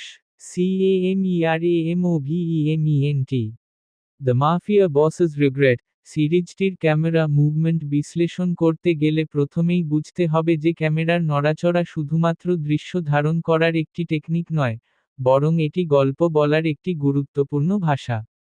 একটি দৃশ্যে ক্যামেরা স্থির থাকবে নাকি চলবে, কিভাবে চলবে, কত দ্রুত চলবে, এই সবকিছুই দর্শকের অনুভূতি এবং দৃশ্যের প্রভাবকে গভীরভাবে প্রভাবিত করে। এই সিরিজে ক্যামেরা মুভমেন্ট মূলত নিয়ন্ত্রিত, সংযত এবং গল্পের আবহের সাথে মানানসইভাবে ব্যবহার করা হয়েছে। যেহেতু এটি একটি মাফিয়া ড্রামা, তাই এখানে অতিরিক্ত ফ্ল্যাশি বা ওভার ড্রামাটিক ক্যামেরা মুভমেন্ট খুব কম দেখা যায়। বরং বেশিরভাগ ক্ষেত্রে ক্যামেরা স্থির বা ধীর গতিতে চলে, যা গল্পের গম্ভীরতা এবং বাস্তবতাকে বজায় রাখে। প্রথমেই বলতে হয়, স্ট্যাটিক শট বা স্থির ক্যামেরার ব্যবহার এই সিরিজে বেশ ভালোভাবে করা হয়েছে। অনেক গুরুত্বপূর্ণ সংলাপ বা আবেগপূর্ণ মুহূর্তে ক্যামেরা স্থির রাখা হয়েছে, যাতে দর্শক পুরোপুরি চরিত্রের অভিব্যক্তি এবং কথোপকথনের উপর মনোযোগ দিতে পারে। এই ধরনের ব্যবহার আমার কাছে খুবই কার্যকর লেগেছে, কারণ এটি অপ্রয়োজনীয় বিভ্রান্তি তৈরি করে না। স্লো ক্যামেরা মুভমেন্ট, যেমন ধীরে ধীরে প্যান করা বা ট্র্যাক করা, এই সিরিজে যথেষ্ট ব্যবহার করা হয়েছে। যখন ক্যামেরা ধীরে ধীরে এক চরিত্র থেকে অন্য চরিত্রের দিকে যায়, তখন সেই দৃশ্যের মধ্যে একটি টেনশন বা অ্যান্টিসিপেশন তৈরি হয়। বিশেষ করে মাফিয়া মিটিং বা কনফ্রন্টেশন এর দৃশ্যগুলোতে এই ধরনের মুভমেন্ট দৃশ্যের গুরুত্ব বাড়িয়ে দেয়। আমার কাছে বিশেষভাবে ভালো লেগেছে ট্র্যাকিং শটের ব্যবহার। কিছু দৃশ্যে ক্যামেরা চরিত্রের সাথে সাথে চলেছে, যেমন সে হাঁটছে বা কোনো জায়গা দিয়ে যাচ্ছে। এই ধরনের শটগুলো দর্শকদের সেই চরিত্রের সাথে একটি সংযোগ তৈরি করতে সাহায্য করে, যেন আমরা তার যাত্রার অংশ হয়ে যাচ্ছি। হ্যান্ডহেল্ড ক্যামেরা এফেক্ট কিছু দৃশ্যে ব্যবহার করা হয়েছে, যা দৃশ্যগুলোকে আরও বাস্তবসম্মত এবং কাঁচা, অনুভূতি দেয়। বিশেষ করে উত্তেজনাপূর্ণ বা কেয়টিক মুহূর্তে এই ধরনের ক্যামেরা ব্যবহার দৃশ্যের ইন্টেন্সিটি বাড়িয়ে দেয়। তবে এটি খুব বেশি ব্যবহার করা হয়নি, যা একটি ভালো দিক, কারণ অতিরিক্ত ব্যবহার করলে এটি বিরক্তিকর হয়ে উঠতে পারত। তবে কিছু জায়গায় মনে হয়েছে ক্যামেরা মুভমেন্ট আরও ডাইনামিক হতে পারত। অনেক দৃশ্যে ক্যামেরা খুবই সেফ এবং প্রেডিক্টেবল ভাবে ব্যবহার করা হয়েছে। যদি কিছু গুরুত্বপূর্ণ মুহূর্তে আরও বোল্ড বা ক্রিয়েটিভ মুভমেন্ট ব্যবহার করা হতো, যেমন সার্কুলার মুভমেন্ট বা সাডেন জুম, তাহলে সেই দৃশ্যগুলো আরও স্মরণীয় হয়ে উঠতে পারত। ক্যামেরা মুভমেন্ট এর আরেকটি গুরুত্বপূর্ণ দিক হল এটি কিভাবে আবেগ তৈরি করে। এই সিরিজে কিছু দৃশ্যে ক্যামেরা ধীরে ধীরে চরিত্রের দিকে এগিয়ে গেছে, স্লো মোশন, যা সেই মুহূর্তের আবেগকে আরও গভীর করে তোলে। এই ধরনের টেকনিক বিশেষ করে ইমোশনাল সিনগুলোতে খুবই কার্যকর। আমার মতে কিছু দৃশ্যে পুল ব্যাক শট বা ক্যামেরা ধীরে ধীরে পিছিয়ে যাওয়া আরও বেশি ব্যবহার করা যেত। এই ধরনের শট চরিত্রের একাকিত্ব বা পরিস্থিতির বিশালতা বোঝাতে সাহায্য করে। বিশেষ করে মাফিয়া বসের একাকিত্ব দেখানোর জন্য এটি একটি শক্তিশালী টুল হতে পারত। ক্যামেরা মুভমেন্ট এবং সিনেমাটোগ্রাফি স্টাইল এর মধ্যে একটি সুন্দর সমন্বয় এই সিরিজে দেখা যায়। ক্যামেরার নড়াচড়া কখনোই অপ্রয়োজনীয়ভাবে চোখে পড়ে না, বরং এটি গল্পের সাথে মিশে যায়। এই বিষয়টি আমার কাছে খুবই ইতিবাচক লেগেছে। তবে কিছু অ্যাকশন দৃশ্যে ক্যামেরা মুভমেন্ট আরও দ্রুত এবং এনার্জেটিক হতে পারত। কিছু জায়গায় মুভমেন্ট একটু বেশি নিয়ন্ত্রিত মনে হয়েছে, যার ফলে সেই দৃশ্যগুলোর ইন্টেন্সিটি পুরোপুরি ফুটে ওঠেনি। ক্যামেরা মুভমেন্ট এর ধারাবাহিকতাও এই সিরিজে বজায় রাখা হয়েছে। পুরো গল্প জুড়ে একটি নির্দিষ্ট স্টাইল অনুসরণ করা হয়েছে, যা দর্শকদের জন্য একটি কনসিস্টেন্ট অভিজ্ঞতা তৈরি করে। Editing. The mafia bosses regret সিরিজটির এডিটিং বিশ্লেষণ করতে গেলে প্রথমেই বুঝতে হবে যে এডিটিং হলো সেই প্রক্রিয়া যার মাধ্যমে পুরো গল্পকে একটি ধারাবাহিক, বোধগম্য এবং প্রভাবশালী আকার দেওয়া হয়। একটি দৃশ্য থেকে আরেকটি দৃশ্যে কিভাবে ট্রানজিশন হবে, কোন শট কতক্ষণ থাকবে, কোথায় কাট দেওয়া হবে, এই সবকিছুই এডিটিংয়ের অন্তর্ভুক্ত। ভালো এডিটিং না হলে একটি ভালো গল্পও অনেক সময় দুর্বল হয়ে যেতে পারে। এই সিরিজে এডিটিং মোটামুটি ব্যালেন্সড এবং গল্পের টোনের সাথে মানানসইভাবে করা হয়েছে। যেহেতু এটি একটি মাফিয়া ড্রামা, তাই এখানে দ্রুত কাট বা অতিরিক্ত ফ্ল্যাশি এডিটিং খুব বেশি ব্যবহার করা হয়নি। বরং বেশিরভাগ দৃশ্যে একটি স্টেডি এবং কন্ট্রোলড রিদম বজায় রাখা হয়েছে। প্রথমেই বলতে হয়, কন্টিনিউটি এডিটিং এই সিরিজে ভালোভাবে বজায় রাখা হয়েছে। অর্থাৎ একটি দৃশ্য থেকে আরেকটি দৃশ্যে যাওয়ার সময় কোনো বিভ্রান্তি তৈরি হয় না। দর্শক সহজেই বুঝতে পারে কি ঘটছে এবং গল্প কোথায় এগোচ্ছে। এই বিষয়টি আমার কাছে খুবই গুরুত্বপূর্ণ লেগেছে, কারণ অনেক সময় জটিল গল্পে এডিটিং ঠিক না হলে দর্শক হারিয়ে যেতে পারে। কাটিং প্যাটার্ন বা কাট দেওয়ার ধরন এই সিরিজে বেশ স্বাভাবিক এবং গল্পের প্রয়োজন অনুযায়ী করা হয়েছে। সংলাপের দৃশ্যে শর্ট রিভার্স শট টেকনিক ব্যবহার করা হয়েছে, যা দুই চরিত্রের কথোপকথনকে পরিষ্কারভাবে তুলে ধরে। এই ধরনের এডিটিং ক্লাসিক হলেও খুবই কার্যকর। আমার কাছে বিশেষভাবে ভালো লেগেছে কিছু ইমোশনাল সিনের এডিটিং। সেখানে কাট খুব বেশি দ্রুত নয়, বরং শটগুলোকে একটু বেশি সময় দেওয়া হয়েছে, যাতে দর্শক চরিত্রের অনুভূতি অনুভব করতে পারে। এই ধরনের পেসিং এডিটিং এর মাধ্যমে আবেগকে আরও গভীর করে তোলে। ক্রস কাটিং বা প্যারালেল এডিটিং কিছু জায়গায় ব্যবহার করা হয়েছে, যেখানে দুই বা ততোধিক ঘটনার মধ্যে একসাথে কাট দেওয়া হয়। এই ধরনের টেকনিক টেনশন তৈরি করতে সাহায্য করে। যেমন একটি জায়গায় পরিকল্পনা হচ্ছে আর অন্য জায়গায় সেই পরিকল্পনার ফলাফল দেখা যাচ্ছে, এই ধরনের দৃশ্যে ক্রস কাটিং বেশ কার্যকর হয়েছে। তবে কিছু জায়গায় এডিটিং আরও টাইট হতে পারত। কিছু দৃশ্যে শটগুলো একটু বেশি লম্বা মনে হয়েছে, যার ফলে দৃশ্যের গতি একটু ধীর হয়ে গেছে। যদি সেই জায়গাগুলোতে একটু বেশি প্রিসাইজ কাট দেওয়া হতো, তাহলে পুরো দৃশ্যটি আরও এনগেজিং হতে পারত। ট্রানজিশন এর ব্যবহার এই সিরিজে বেশ সাধারণ রাখা হয়েছে। বেশিরভাগ ক্ষেত্রে সিম্পল কাট ব্যবহার করা হয়েছে, যা একটি ভালো সিদ্ধান্ত, কারণ অপ্রয়োজনীয় ট্রানজিশন অনেক সময় দৃশ্যের ফ্লো নষ্ট করে দেয়। তবে কিছু গুরুত্বপূর্ণ মুহূর্তে যদি ক্রিয়েটিভ ট্রানজিশন ব্যবহার করা হতো, তাহলে সেই মুহূর্তগুলো আরও বিশেষ হয়ে উঠতে পারত। এডিটিং এর আরেকটি গুরুত্বপূর্ণ দিক হল রিদম। এই সিরিজে একটি নির্দিষ্ট রিদম বজায় রাখা হয়েছে, যা গল্পের সাথে মানানসই। ধীরগতির দৃশ্যে এডিটিং ধীর, আর একটু উত্তেজনাপূর্ণ দৃশ্যে কাটের গতি কিছুটা বাড়ানো হয়েছে। এই পরিবর্তনগুলো খুব সূক্ষ্ম হলেও দর্শকের উপর প্রভাব ফেলে। আমার মতে কিছু অ্যাকশন সিকোয়েন্সে এডিটিং আরও ডাইনামিক হতে পারত। কিছু জায়গায় কাটগুলো একটু বেশি সেফ মনে হয়েছে। যদি সেখানে দ্রুত কাট, জাম্প কাট বা মন্টাজ ব্যবহার করা হতো, তাহলে সেই দৃশ্যগুলো আরও এনার্জেটিক লাগতে পারত। মন্টাজ সিকোয়েন্স খুব বেশি ব্যবহার করা হয়নি এই সিরিজে, তবে যেখানে ব্যবহার করা হয়েছে, সেখানে তা কার্যকর হয়েছে। এই ধরনের সিকোয়েন্স সময়ের পরিবর্তন বা চরিত্রের উন্নয়ন দেখাতে সাহায্য করে।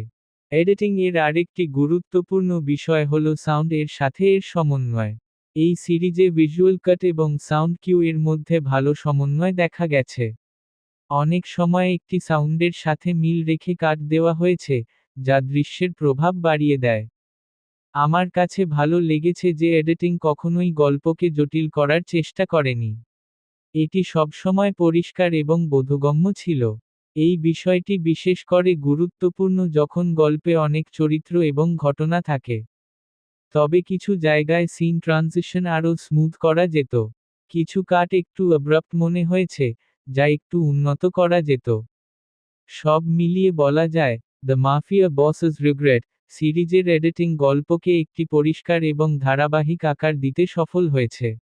যদিও কিছু জায়গায় আরও টাইট বা ডাইনামিক করা যেত, তবুও সামগ্রিকভাবে এটি গল্পের সাথে ভালোভাবে মানিয়ে গেছে। আমার ব্যক্তিগত মতামত অনুযায়ী, এই সিরিজের এডিটিং দর্শকদের গল্পের মধ্যে ধরে রাখতে সাহায্য করেছে। এটি খুব বেশি ফ্ল্যাশি না হলেও যথেষ্ট কার্যকর এবং দৃশ্যগুলোর ফ্লো বজায় রাখতে সক্ষম হয়েছে। এই কারণেই বলা যায়, এডিটিং এই সিরিজের গল্প বলার একটি গুরুত্বপূর্ণ অংশ এবং এটি পুরো অভিজ্ঞতাকে আরও সংগঠিত এবং প্রভাবশালী করে তুলেছে। 23. পেসিং।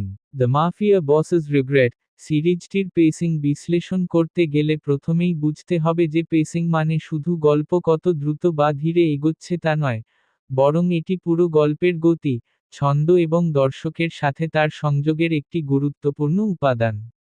একটি ভালো পেসিং দর্শককে গল্পের মধ্যে ধরে রাখে, তাদের আগ্রহ বজায় রাখে এবং প্রতিটি মুহূর্তকে যথাযথ গুরুত্ব দেয়। এই সিরিজে পেসিং মোটামুটি স্লো টু মিডিয়াম ধরনের রাখা হয়েছে, যা একটি মাফিয়া ড্রামার জন্য অনেকটাই উপযুক্ত। কারণ এই ধরনের গল্পে চরিত্রের মনস্তত্ত্ব, সম্পর্ক এবং অভ্যন্তরীণ দ্বন্দ্ব বোঝানোর জন্য সময় দেওয়া প্রয়োজন। খুব দ্রুত পেসিং হলে এই গভীরতা হারিয়ে যেতে পারত। প্রথমেই বলতে হয়, এই সিরিজের শুরুটা একটু ধীরগতির। প্রথম কয়েকটি পর্বে গল্প ধীরে ধীরে বিল্ড আপ হয়। চরিত্রগুলোকে পরিচয় করানো, তাদের ব্যাকস্টোরি দেখানো এবং মাফিয়া জগতের পরিবেশ তৈরি করা, এই সবকিছু সময় নিয়ে করা হয়েছে। আমার কাছে এটি একটি ভালো দিক, কারণ এটি দর্শকদের গল্পের সাথে সংযুক্ত হতে সাহায্য করে। তবে কিছু দর্শকের কাছে এই ধীর শুরুটা একটু বোরিং লাগতে পারে। যদি শুরুটা একটু বেশি এনগেজিং করা যেত, যেমন একটি শক্তিশালী ওপেনিং সিন বা কিছু রহস্য যোগ করা, তাহলে দর্শকদের আগ্রহ আরও দ্রুত তৈরি হতে পারত। মিডল পার্টে এসে পেসিং কিছুটা স্থিতিশীল হয়ে যায়। গল্প ধীরে ধীরে এগোয়, কিন্তু প্রতিটি ঘটনা একটি নির্দিষ্ট উদ্দেশ্য পূরণ করে। এখানে চরিত্রগুলোর সম্পর্ক, দ্বন্দ্ব এবং সিদ্ধান্তগুলোকে বিস্তারিতভাবে দেখানো হয়েছে। এই অংশে পেসিং আমার কাছে যথেষ্ট ব্যালেন্সড মনে হয়েছে। আমার কাছে ভালো লেগেছে যে সিরিজটি গুরুত্বপূর্ণ মুহূর্তগুলোতে তাড়াহুড়া করেনি। অনেক আবেগপূর্ণ দৃশ্যে গল্পকে একটু থামিয়ে রাখা হয়েছে, যাতে দর্শক সেই মুহূর্তগুলো অনুভব করতে পারে। এই ধরনের পেসিং আবেগকে আরও গভীর করে তোলে। তবে কিছু জায়গায় পেসিং একটু আনইভেন মনে হয়েছে। কিছু দৃশ্য খুব লম্বা এবং ধীর, আবার কিছু গুরুত্বপূর্ণ ঘটনা খুব দ্রুত শেষ হয়ে গেছে। এই ধরনের ভারসাম্যহীনতা কিছুটা সমস্যা তৈরি করতে পারে। যদি এই অংশগুলো আরও ভালোভাবে ব্যালেন্স করা যেত, তাহলে পুরো সিরিজটি আরও স্মুথ লাগত। কিছু সাবপ্লটের ক্ষেত্রে পেসিং একটু টানা হয়েছে বলে মনে হয়েছে। কিছু ঘটনা বারবার ঘুরে ফিরে আসছে, যা গল্পকে কিছুটা রিপিটেটিভ করে তুলেছে। যদি এই সাবপ্লটগুলো একটু সংক্ষিপ্ত করা যেত, তাহলে মূল গল্পের গতি আরও ভালো থাকত। অ্যাকশন দৃশ্যগুলোর পেসিং সাধারণত দ্রুত, যা স্বাভাবিক। তবে কিছু জায়গায় এই দৃশ্যগুলো আরও ইন্টেন্স করা যেত। কিছু অ্যাকশন সিকোয়েন্স একটু ছোট মনে হয়েছে, যা দর্শকদের এক্সাইটমেন্ট পুরোপুরি পূরণ করতে পারেনি। ক্লাইম্যাক্সের দিকে পেসিং আবার দ্রুত হয়ে যায়। গল্প দ্রুত এগোতে থাকে এবং একের পর এক গুরুত্বপূর্ণ ঘটনা ঘটে। এই অংশে টেনশন তৈরি করতে পেসিং ভালোভাবে কাজ করেছে। তবে কিছু জায়গায় মনে হয়েছে ক্লাইম্যাক্স একটু বেশি তাড়াহুড়ো করে শেষ করা হয়েছে। যদি ক্লাইম্যাক্সকে একটু বেশি সময় দেওয়া হতো, তাহলে এর প্রভাব আরও শক্তিশালী হতে পারত। পেসিং এর আরেকটি গুরুত্বপূর্ণ দিক হল এপিসোড 2 এপিসোড ফ্লো। এই সিরিজে প্রতিটি পর্বের শেষে এমনভাবে গল্প রাখা হয়েছে যাতে দর্শক পরের পর্ব দেখতে আগ্রহী হয়। এটি একটি ভালো দিক, কারণ এটি বিঞ্জ ওয়াচিং এর জন্য উপযুক্ত। আমার মতে কিছু এপিসোড এর দৈর্ঘ্য একটু কমানো যেত। কিছু দৃশ্য কেটে দিলে গল্পের মূল অংশে কোনো ক্ষতি হতো না, বরং পেসিং আরও টাইট হয়ে যেত। পেসিং এবং এডিটিং এর মধ্যে একটি ঘনিষ্ঠ সম্পর্ক রয়েছে, এবং এই সিরিজে এই দুইটির মধ্যে ভালো সমন্বয় দেখা গেছে। যেখানে দ্রুত গতি প্রয়োজন, সেখানে কাট দ্রুত হয়েছে, আর যেখানে আবেগ প্রয়োজন, সেখানে সময় নেওয়া হয়েছে। আমার কাছে ভালো লেগেছে যে সিরিজটি তার নিজস্ব পেসিং বজায় রাখতে পেরেছে। এটি অন্য কোনো সিরিজকে অনুকরণ করার চেষ্টা করেনি, বরং নিজের গল্পের প্রয়োজন অনুযায়ী গতি নির্ধারণ করেছে।